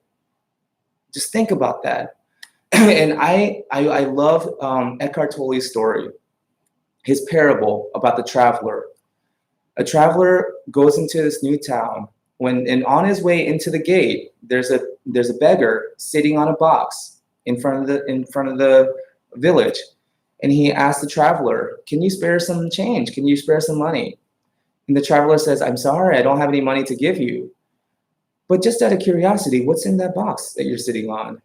And the beggar says, "I don't know. I've been sitting on this box since I got here. I mean, who cares what's in the box? I'm just sitting on it." And the traveler says, "Well, I'm curious, just for my sake, could you open the box? Let's see what's inside." And the beggar, he's like, all right. And so he entertains the man and he opens the box. And to his surprise, there was treasure inside there all along. I want to be that traveler for you, whoever's watching this. I have nothing to offer you other than the suggestion, just a recommendation, to look inside of you, to look within and discover the treasure that's been there all along. Your gifts, your talents, your unique ideas, your creativity, your imagination, all of these are treasures that's priceless beyond compare. It's precious. It's unlimited potential. It's all inside of you. And that's all I want to do is just suggest. It's just a suggestion to look within and realize how rich you already are. And that's the thing. I think Jim Carrey said that when we, it might have been Dr. Wayne Dyer and Jim Carrey quoting Dr. Wayne Dyer, but he says, when we refuse to go within, we continue to go without. Isn't that profound? When we refuse to go within, then we continue to go without. Okay.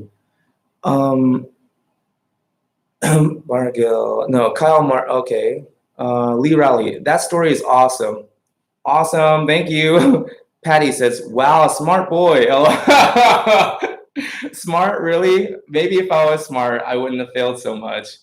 I'm actually helpful to others because I'm such an idiot, right? You have to be an idiot and go through a bunch of bad stuff, and then you say, "Ooh, wow! I learned some things from these bad experiences. Let me share with others so they don't have to feel like such an idiot." Kyle Martin, YouTube is helping me further my education. My recommended for you list is all grooming. Nice, awesome. on your side channel thing, that's awesome. Bargill, maybe sometime in the future, I'd like to be a breed ambassador. Nice, for Shibas in particular. Yeah, Shiba Inus. Oh my goodness, they're very misunderstood by groomers because Shiba Inus are very vocal. The Shiba shriek. And sometimes when you're in the tub, you're washing them. Some Shiba Inus don't like getting water sprayed on them. They scream like they're getting killed. Like they scream bloody murder. Sometimes when I'm doing their nails, even I'll have to just kind of poke my head out, like it's okay. I promise I'm not killing him, But Shiba Inus, if you understand the breed, you understand what they're bred to do, why they're so strong-willed, so like strong-headed, you really could it becomes a different experience when you understand the breed, and so that's a great idea. Bargill says, no amount of money can buy a second of time. Exactly. And Zig Ziglar says, money can buy you a nice bed, but it'll never buy you a good night's sleep.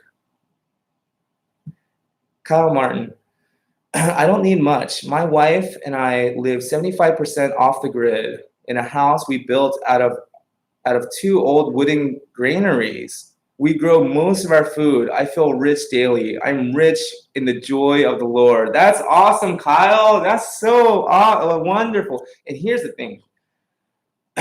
When I first started doing house calls, when I lost my business, I remember driving up to my client's house, and she was so nice, so wonderful to talk to. She was always so encouraging, right? I never would have imagined that she was rich or wealthy, financially well off, right? I never would have imagined that because she's just so nice. And I grew up very poor. And so my perception, my idea of a rich person was just somebody who is kind of disconnected, just kind of distant, cold. They just didn't care that much about the plight of the normal person, peasants, that's just kind of the image that I had. Movies didn't help, the way Hollywood, portrays rich people and things like that.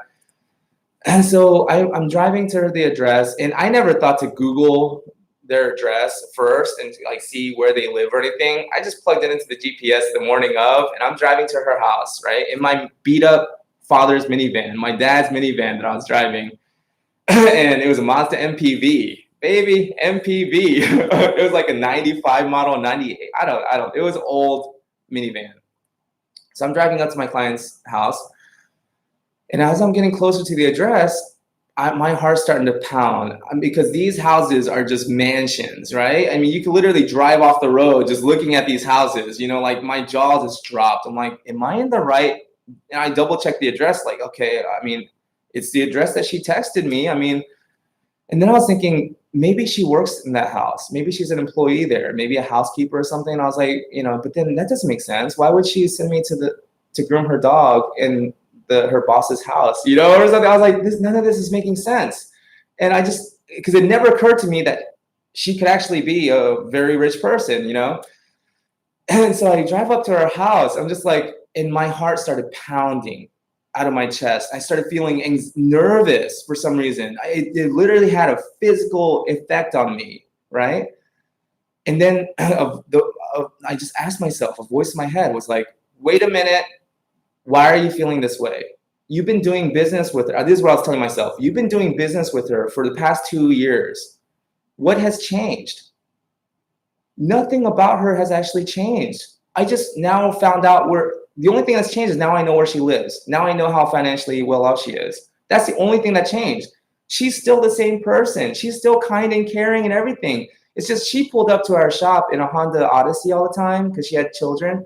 So she drives a Honda Odyssey. She's caring. She's nice. She's encouraging. I was like, this is not the image that I had of a rich person. And so that's when I realized there's something wrong with me. I need to change. This is not right. The funny thing is, like, I know you're not supposed to gawk and ooh and ah when you go into people's homes like that. That's exactly what I did. And she's so kind and understanding, patient with me. I remember we went downstairs. I was like, you have a theater. I was like, you got a movie theater in your house? I was like, oh my God, can I just sit down and watch a movie real quick? And she just laughed, but yeah, I mean, and so here's where I'm going with this.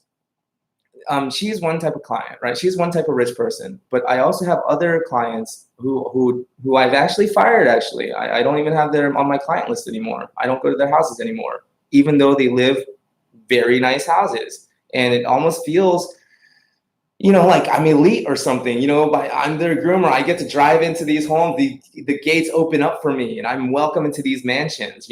I still fired them because the thing is, I thought that when you have all that money and you have all this success, worldly success, right? I just thought that I thought I would be permanently smiling. I always told myself, if I ever hit it big and I just came into a lot of money somehow, win the lottery or something, I just knew I would be happy. I just thought I'd be walking around with a smile tattooed to my face all the time. I'd be happy, right? Not the case. It's not the case. And, it's like, they're unhappy. And it's not about the money, because the other client I just told you about, they weren't always so affluent. They had hard times as well. And then they came in, and then they were successful by starting their own business and being, entrepreneurial efforts. And they earned their success, right? And she's so pleasant and so down to earth, right? But then there's other rich people who maybe it's been passed down to them generation to generation, and I don't know, but they're unhappy, they're unsatisfied. It's not a pleasure to work with them. It's not a pleasant experience to go and groom their dogs. And so I just fired them. And the crazy thing is, I could even tell how shocked they were that I fired them. It's like, what do you mean? And it's like, I even told them in the emails where I fired them, it's not a pleasure doing business with you. I'll never be back, And I fired a celebrity, a very well-known celebrity. If I said the name, you guys would know it. It's internationally recognized, legit celebrity. I fired them because, again, it wasn't a pleasure doing business with them. And here's what I realized. That's when real depression hits. When you have everything you thought you wanted and you're still unhappy. You're still the same person you were before, and you have to deal with that. I think that's why a lot of celebrities get into drugs and alcohol. They end up in rehab. They get DUIs, and they're on film ranting and raving, making a fool out of themselves on the dash cam of the police. You guys know what I'm talking about. I think that's why that happens. I think real depression, true depression, the kind that it's so hard to get out of, it comes. Real depression sets in when you get everything that you thought you wanted. You get everything that you thought that would make you happy, and you're still the same person, and you're still as unhappy as you were before. I think that's when you have problems that money can't solve. That's when you got real problems. Jim Carrey said it best. Jim Carrey said he wishes everyone would get rich and famous and whatever they think they want in life, so that they can realize faster that that's not where happiness is. That's not where the answer is. And I love that. And Jim Carrey, man, he says some very inspirational things, especially recently, but I love that. He wishes everyone gets everything that they wanted, because then they can realize sooner rather than later That's not where the answer is. That's not where you're going to find happiness. And like the Dalai Lama says, happiness, there's no way to happiness. Happiness is the way. Let's see here. Bargill says, June, as an owner of a purebred textbook Shiba, let me tell you that they are the absolute worst dogs to deal with. They don't like being touched, and the screaming, they're a groomer's nightmare. Yeah, but as long as you understand that, right, and you understand why they were bred to do that, then what is it? I forget who said it. Let me see. I actually Googled it before. I couldn't find the author, but maybe you guys can. But the quote is, nature cannot be controlled through force, only through understanding. Nature can't be controlled by forcing, by physical force and everything. Nature can only be controlled by understanding. Same thing with electricity. Electricity, uncontrolled, misunderstood, can kill someone. But when we understand how electricity works, now we can work with it. And now I have light, I have electricity, all of this is working. Nature is controlled by understanding, not by force. So when you understand why the Shiba Inu is behaving the way they are, then it's much easier not to take it personally, not to get upset, not to get frustrated. In fact, you almost feel empathy and sympathy. You feel compassion for the dog. Kyle Martin, by the way, because of you, June, I am working on starting house call grooming as soon as I'm finished school. Wow! Don't say because of me. Don't blame me. I'm kidding. But that's very kind of you to give me any kind of credit, because really it's you. It's you that's going to be doing the work and building those relationships with your clients. And I don't deserve any credit. It's all you, but I'll take it because I'm that kind of guy. Whether it's deserved or not, I will take it. Thank you so much, Kyle. It's unheard of around here. I am from Saskatchewan, by the way. 1,800 people where I live. Saskatchewan. Oh my goodness. Do you have an Instagram? Yes, I'm June the Groomer on Instagram. Wow, Saskatchewan. Oh my goodness. I'm going to put it on my list of things to do in my life. I want to go to Saskatchewan now, and I want to visit you, Kyle, and your beautiful wife. I imagine, well, beauty is in the eye of the beholder, right? I'm sure she's beautiful. And I want to visit your house that you built out of 2 grain houses. Oh my goodness, this would be so amazing. This is real connection that we're making, right? This isn't just another subscriber, another number, just another, no, this is real, right? We're having a real conversation. We've never lived in a time like this before, where I could just push the buttons on my laptop here, look at a webcam, and have a real conversation and make a real impact on someone and have them do the same for me. And we're resonating together. There's harmonic resonance. And it would be wonderful someday for me to travel over to Saskatchewan and, actually visit you and say, I'll take a selfie with you, baby. Put it up on my Instagram. This is Kyle Martin, the house call groomer in Saskatchewan. What? Lee Raleigh, thank you so much, Lee. Kyle says, we have a small spare room. Come on down. It's wonderful here in the summer. Oh my goodness. I'm even invited to stay in your house. I wasn't even going to impose myself like that. I wasn't going to assume that I'm just invited to stay at your house. But shoot, you got a small spare room? Oh my goodness. I would love it. But anyways, I think I covered everything, right? Oh, you know what? What I wanted to start out with is defining what burnout is. I pulled it up on my blog.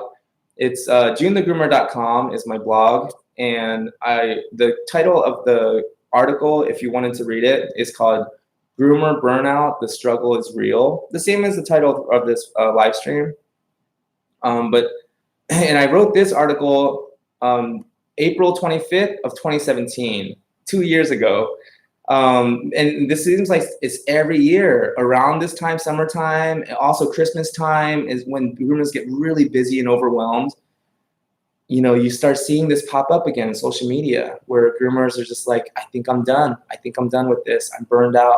I'm overwhelmed. I can't take the stress anymore. So this is why I wanted to share this. But I wanted to make sure I define clearly what burnout really is. Burnout is not just stressed out. It's different, and it's not depression either. It's separate.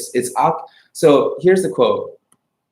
This is a quote from, I don't know how to spell. I don't know how to say the name, but it's an article called "Preventing Occupational Stress in Healthcare Workers: The Cochrane Database of Systematic Reviews," and I put a link to it in my article if you guys want to read the whole thing. But they define what burnout really is. Okay, so this is quote: "Burnout is a type of psychological stress.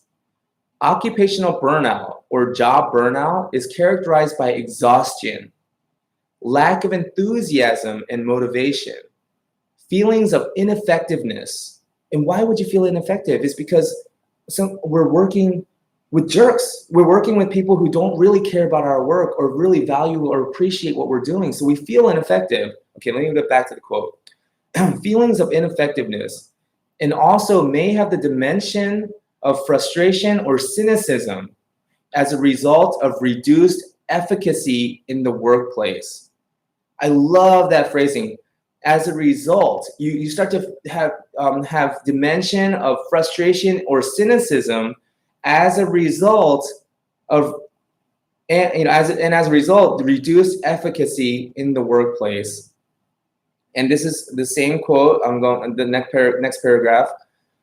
Occupational burnout is typically and particularly found within human service professions, right? Service professions, not just human service professions, animal service professions, dealing with dogs. And why is that? Is because when you're working with paper, when you're just pushing paperwork, then it's easier to deal with that because you can, bang your pen on your paper, and it's just, staple a little harder, bang on your keyboard, and not that much harm is done, right? Maybe just only harm in how you're feeling. But when you're doing that, when you're working with people, human services, or with animals, when you're working on a dog and you're grabbing a little bit forcefully because you're frustrated, now it has real effects. Now it has some real repercussions, right? Because you're dealing with a sentient being. So occupational burnout is typically and particularly found within human service professions. Professions with high levels of burnout include social workers, nurses, teachers, lawyers, engineers, medical practitioners, customer service representatives, and police officers.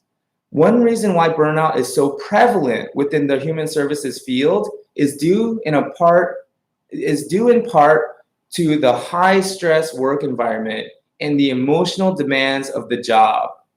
I think that's so important to realize is that burnout, and this is another one, it says burnout reduces productivity, saps your energy, leaving you feeling increasingly helpless, hopeless, cynical, and resentful.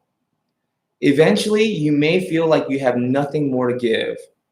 And as they say, take time off. If burnout seems inevitable, try to take a complete break from work. Go on vacation. And we talked about vacation. Vacate, right? Go on vacation. Use up your sick days. Ask for a temporary leave of absence. Anything to remove yourself from the situation. Use the time away to recharge your batteries and pursue other burnout recovery steps. And this is from authors Melinda Smith, MA, Jean Siegel, PhD, Lawrence Robinson, and Robert Siegel, MA. And I have a link to that as well. But hopefully that's helpful because first understanding what burnout is and what causes it, it's when it's characterized by exhaustion, lack of enthusiasm and motivation, feelings of ineffectiveness, and also may have the dimensions of frustration or cynicism as a result of reduced efficacy in the workplace. We have to feel like we're having an effect, a positive effect on the people that we're serving, so we feel like the work we're doing is valuable. That's really what helps us avoid getting burned out.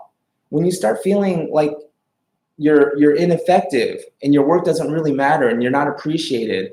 And also, it says occupational burnout is typically and particularly found in human services, and it says it is due in part to the high stress work environment and emotional demands of the job.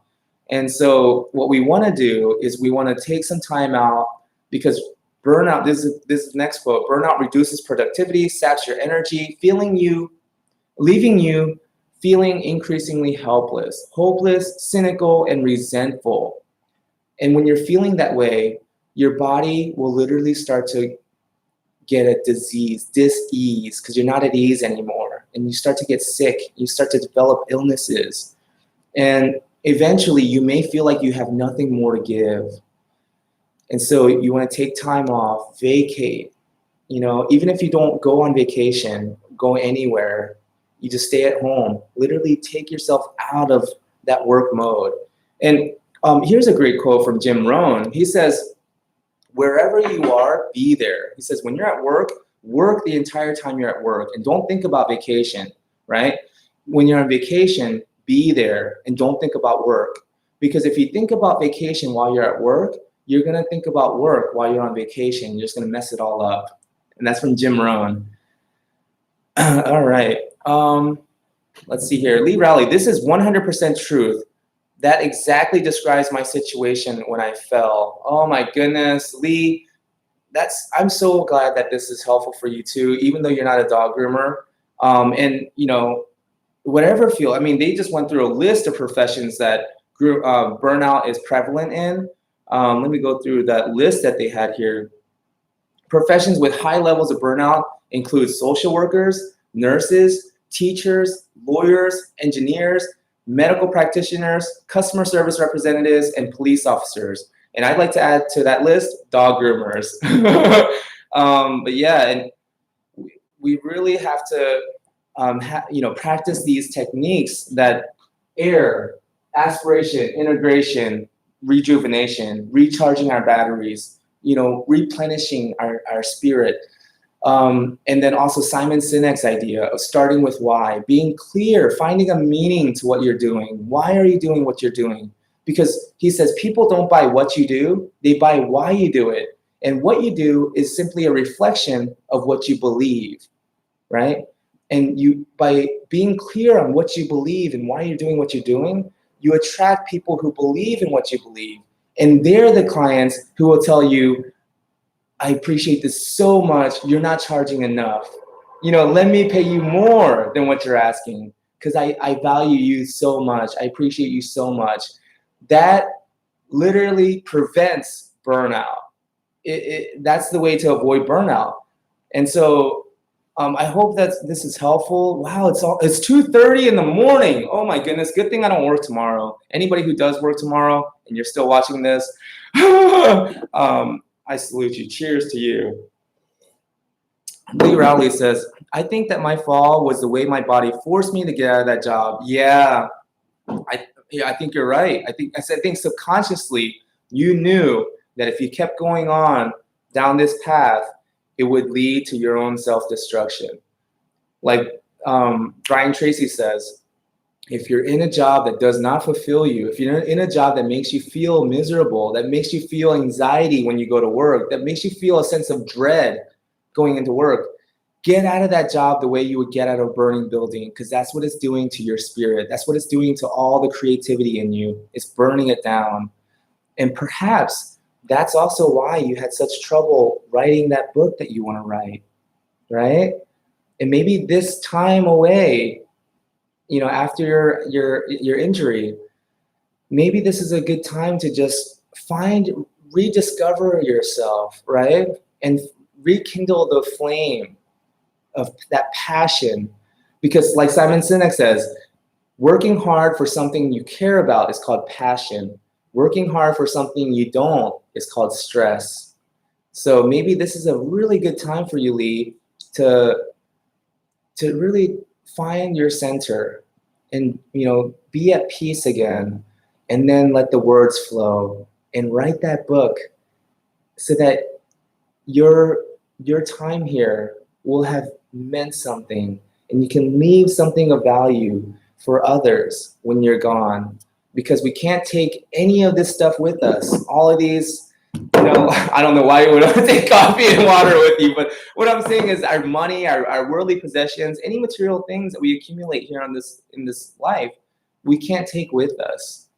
So, but what we can take with us are the experiences, the memories, the people that we've made an effect on, the relationships that we created, the stories that we can tell. Do it for the story, right? And we can take that. That's what goes with us when we leave this world. And so, Bargill says, there's supposed to be a bad storm coming in close to me during the weekend. I think it's a hurricane or something. Oh, wow. Okay. Where are you at again, Bargill? I remember you told me, but I'm sorry. It's been, like you say, it's been a while. I've been busy doing a lot of things. And so I just forgot. Where are you at? If there's a hurricane, you're on the coast somewhere, right? Maybe California?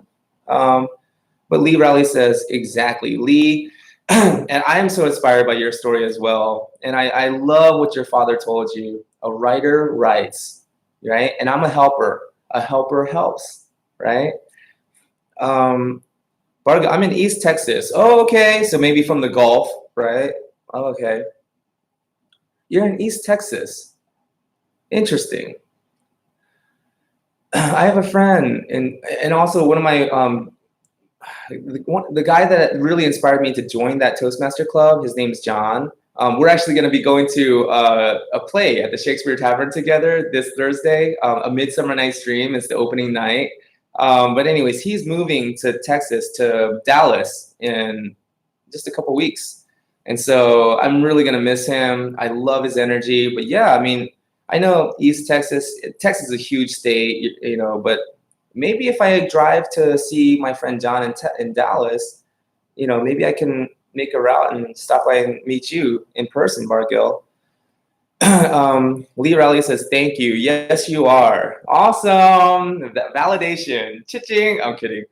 Bargill says, literally 10 minutes away from Louisiana. Oh, wow. Nice. Maybe we can go to Mardi Gras. Anyways. Lee Rowley says, it's a big storm. That's a big storm. Be careful, Bargill. Is that why it's storming outside here in Georgia as well? Because it's been raining. Yesterday it rained pretty hard. I mean, my shoes got soaked. I had to wash them today. Anyways, Bargill says, yeah, I'm 2.5 hours from Dallas. I live on the border of Texas, Arkansas. Okay, if I do make the drive out to Texas, because I also have another friend in Houston who's been really wanting me to come and visit her. So yeah, if I do make the trip out to Texas, I might, if I do end up going to Houston, I'll probably fly out there. I don't know. It depends on how many days I actually have off. But yeah, if I do have a chance to drive out to Texas, I will keep you in mind, Bargill. Can you email me? It's junethegroomer@gmail.com. Email me, and that way I'll have your contact information, and I'll have it in my back pocket. That way, if I ever drive out there, I'll have a way to get in touch with you. Lee says it's actually named Hurricane Barry. Oh wow. Okay. I'm clueless. I don't really watch a lot of TV. Even at night, I used to turn on Netflix or have like a documentary going in the background when I sleep. But I realized that actually affects my sleep. I had my Samsung Gear, the watch that I was wearing that measures my heartbeat and everything. I don't know what happened. It's dead. It won't even charge. It won't turn on. Anyways, but when it was working, it was interesting to see. It would track your sleep, and it would show how many hours it was light sleeping. Where you're moving around. How many hours where it was like you're like, I forget how they termed it. It's like restless sleep, light sleep, and then motionless sleep, right? Like a deep sleep. And it was interesting to see how many hours I actually slept, right? And not just moving around in my sleep. And it would call it effectiveness, like sleep efficiency. Yes, sleep efficiency, and like the percentage. So you slept this many hours, but actually only 70 or 80% of it was actually, that recovery sleep. And I realized when I had the TV going on in the background, I would get less of the real deep sleep. And so now I turn the TV off, And I really don't watch a lot of TV. Any news that I get is really off of social media when I go through my Facebook feed. And I guess nobody in my Facebook feed really mentioned the hurricane or anything. So I'm clueless. I don't really watch the news. I don't watch Stranger Things. I think the stranger thing is that we're more interested in watching and spending time watching these series on Netflix than actually sitting down and writing meaningful goals for our life, right? I think that's the stranger thing. But yeah, Jim Rohn says that we take so much care and we put so much thought in designing our home, and we spend very little time designing our life, right? I just thought that was interesting. We spend so much time and energy and so much effort designing a good home, yet we don't spend any time trying to design a good life.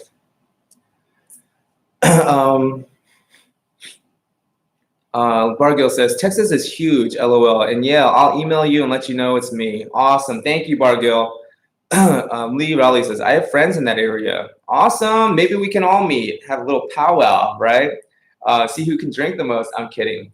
Bargill, this year has been nuts already. Earthquakes everywhere, huge tornadoes, killer heat wave in Europe, this upcoming hurricane. I feel like we're in the end game now. You might be right. But hey, if we are in the end game, what can we do? We can't, we can't control the circumstances around us, but we can control ourselves and how we conduct ourselves here in the last few days we have, right? And the thing is, nobody's lives forever. Nobody's going to live forever. And our time here is limited. So really, we just have to think about what would make my time here useful, right? And that's why I'm so glad that I didn't go home and just go to sleep and delete the post that I made on Facebook announcing that I would do this live stream about this topic. I'm so glad I didn't do that, because yeah, if the world is going to end soon and I have no control over that, at least this time would have made it worth it, right? It's like, shit, if it's all going to end anyways, I don't really need that extra sleep, right? And I can sleep in tomorrow because I don't have, any dogs to groom. And I'm not going to go drive up to Tennessee to see my daughter. So my day kind of opened up tomorrow, so I can sleep in. Bargo says, sounds bad, but hey, that's what's going on. Lee says, I love you 3000. Oh, shout, a little nod to Tony Stark there.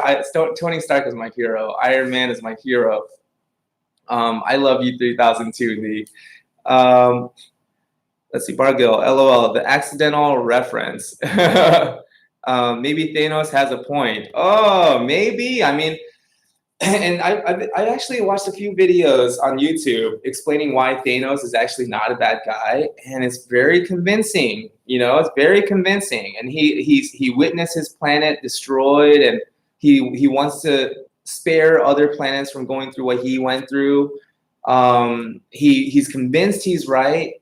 He doesn't lie, right? And that one scene, even when he was with the collector, and the collector's like, why would I lie? And he's like, I imagine it would be like breathing for you. He doesn't even understand why somebody would lie. That's why he said, I imagine, I don't know. My guess is that it's like breathing for you, and then his daughter, shoot, what was her name now? I'm drawing a blank because it's getting late. Not Gamora. Man, can someone help? The daughter that is like literally a cyborg now, all the body parts. But even she said, in the beginning of this last one, I think it is called Endgame, right? No, anyways. She she says, my father is a lot of things, but a liar is not one of them. He even said to Gamora, I taught you a lot of things, but I never taught you how to lie, right? But Tara, praying for y'all. I don't know what's going on. Just hopped on here, but hugs and love all around. Oh, thank you, Tara. Thank you so much. Nebula, that's right, Nebula. Thank you so much, Lee. But yeah, Nebula was like, my father's a lot of things, but he's not a liar, So yeah, sometimes I when I saw those things, I was like considering to myself, like, maybe I'm wrong. maybe I'm so convinced that I'm right. Maybe I'm wrong. Maybe I'm Thanos, like, and because I hate liars and I despise lying. Even when I feel like I'm being dishonest, I just can't stand myself. And so like, yeah, and I'm so convinced that I'm right whenever I do things. And yeah, I have to be careful with that. And I have to remind myself, maybe I need to consider other people's perspective as well, because I don't want to end up being like Thanos. Um, Lee says, I'm a Marvel geek. Yeah, I was actually thinking about going to Comic-Con tomorrow. But yeah, I just got too much to do. I got to mow my lawn. I also, maybe what I can do is wake up, walk my dogs, mow the lawn, and then go down to Comic-Con. Just to walk around and see the cosplay and everything, people dressed up in the costumes. I love it. Also, maybe to sit in some of the panels, because I think the MCU, they're gonna have a panel there for all the Marvel characters. So maybe I will stop by Comic-Con tomorrow because it's here in Atlanta. Bargo says that movie made my whole theater cry and scream like I've never seen. It was crazy. I overheard a family say they don't know what to do with their lives anymore. Not that the movie was the end of it. Yeah, I have to admit, when Tony Stark, I don't want to give away any spoilers. I have to admit, I cried. I teared up. Yeah, at the end of Marvel Endgame. But anyways, Lee Riley says that would be fun. Awesome. But yeah, it's wow. We've been streaming for almost 3 hours. Isn't that crazy? Oh my goodness. It doesn't even feel like we were streaming for 3 hours. Have I really talked that much? Holy cow. Maybe people are right. Maybe I do talk too much. Okay. But yeah, I really appreciate everybody who participated, who joined this live stream. Thank you so much for your time and your attention. It's the greatest gift that we could ever receive in this life is the gift of somebody's time and attention. I do not take it lightly. And I really hope that I added some value in exchange for your time and attention. Betty Molina, thank you, Betty. Lee Riley, I still haven't seen it, but I cry at the commercials. Bargo, oh, watch for Comic-Con. They're revealing the Phase 4 for. Oh my goodness, I might have to go then. I might have to stop by Comic-Con tomorrow, and sit in on the MCU panel if they're gonna reveal Phase 4. Oh my goodness. Yeah, so maybe tomorrow, as soon as I wake up, I'm gonna walk my dogs, make sure they're fed and comfortable, take care of the darn cat, that annoying cat, Christopher, and then you know what they say about cats? Cats were regarded as gods, back in ancient times, and they've never forgotten that fact. They still think they're gods, and they act like it. But anyways, take care of my pets in the morning, mow the lawn real quick, because I have a riding mower. Maybe I'll put it in gear 4, just as fast as I can, mow the lawn, and then go down to Comic-Con and sit in on that MCU panel. I think I'm gonna do it. So that's the plan. Plans don't always work out, but that's the plan. Let's see. Good night, June. Thank you, Betty. Vargas says, no, for the one in August, not tomorrow. Oh, the San Diego one. You have time, don't. Okay, well then, nah. Maybe I won't go. Who knows? Who knows? We'll just leave it open. How about that? If I do go, I'll post some pictures on Instagram. But anyways, the way I want to end this stream is the way I always like to end it. I honor the light in you that's also in me. Namaste.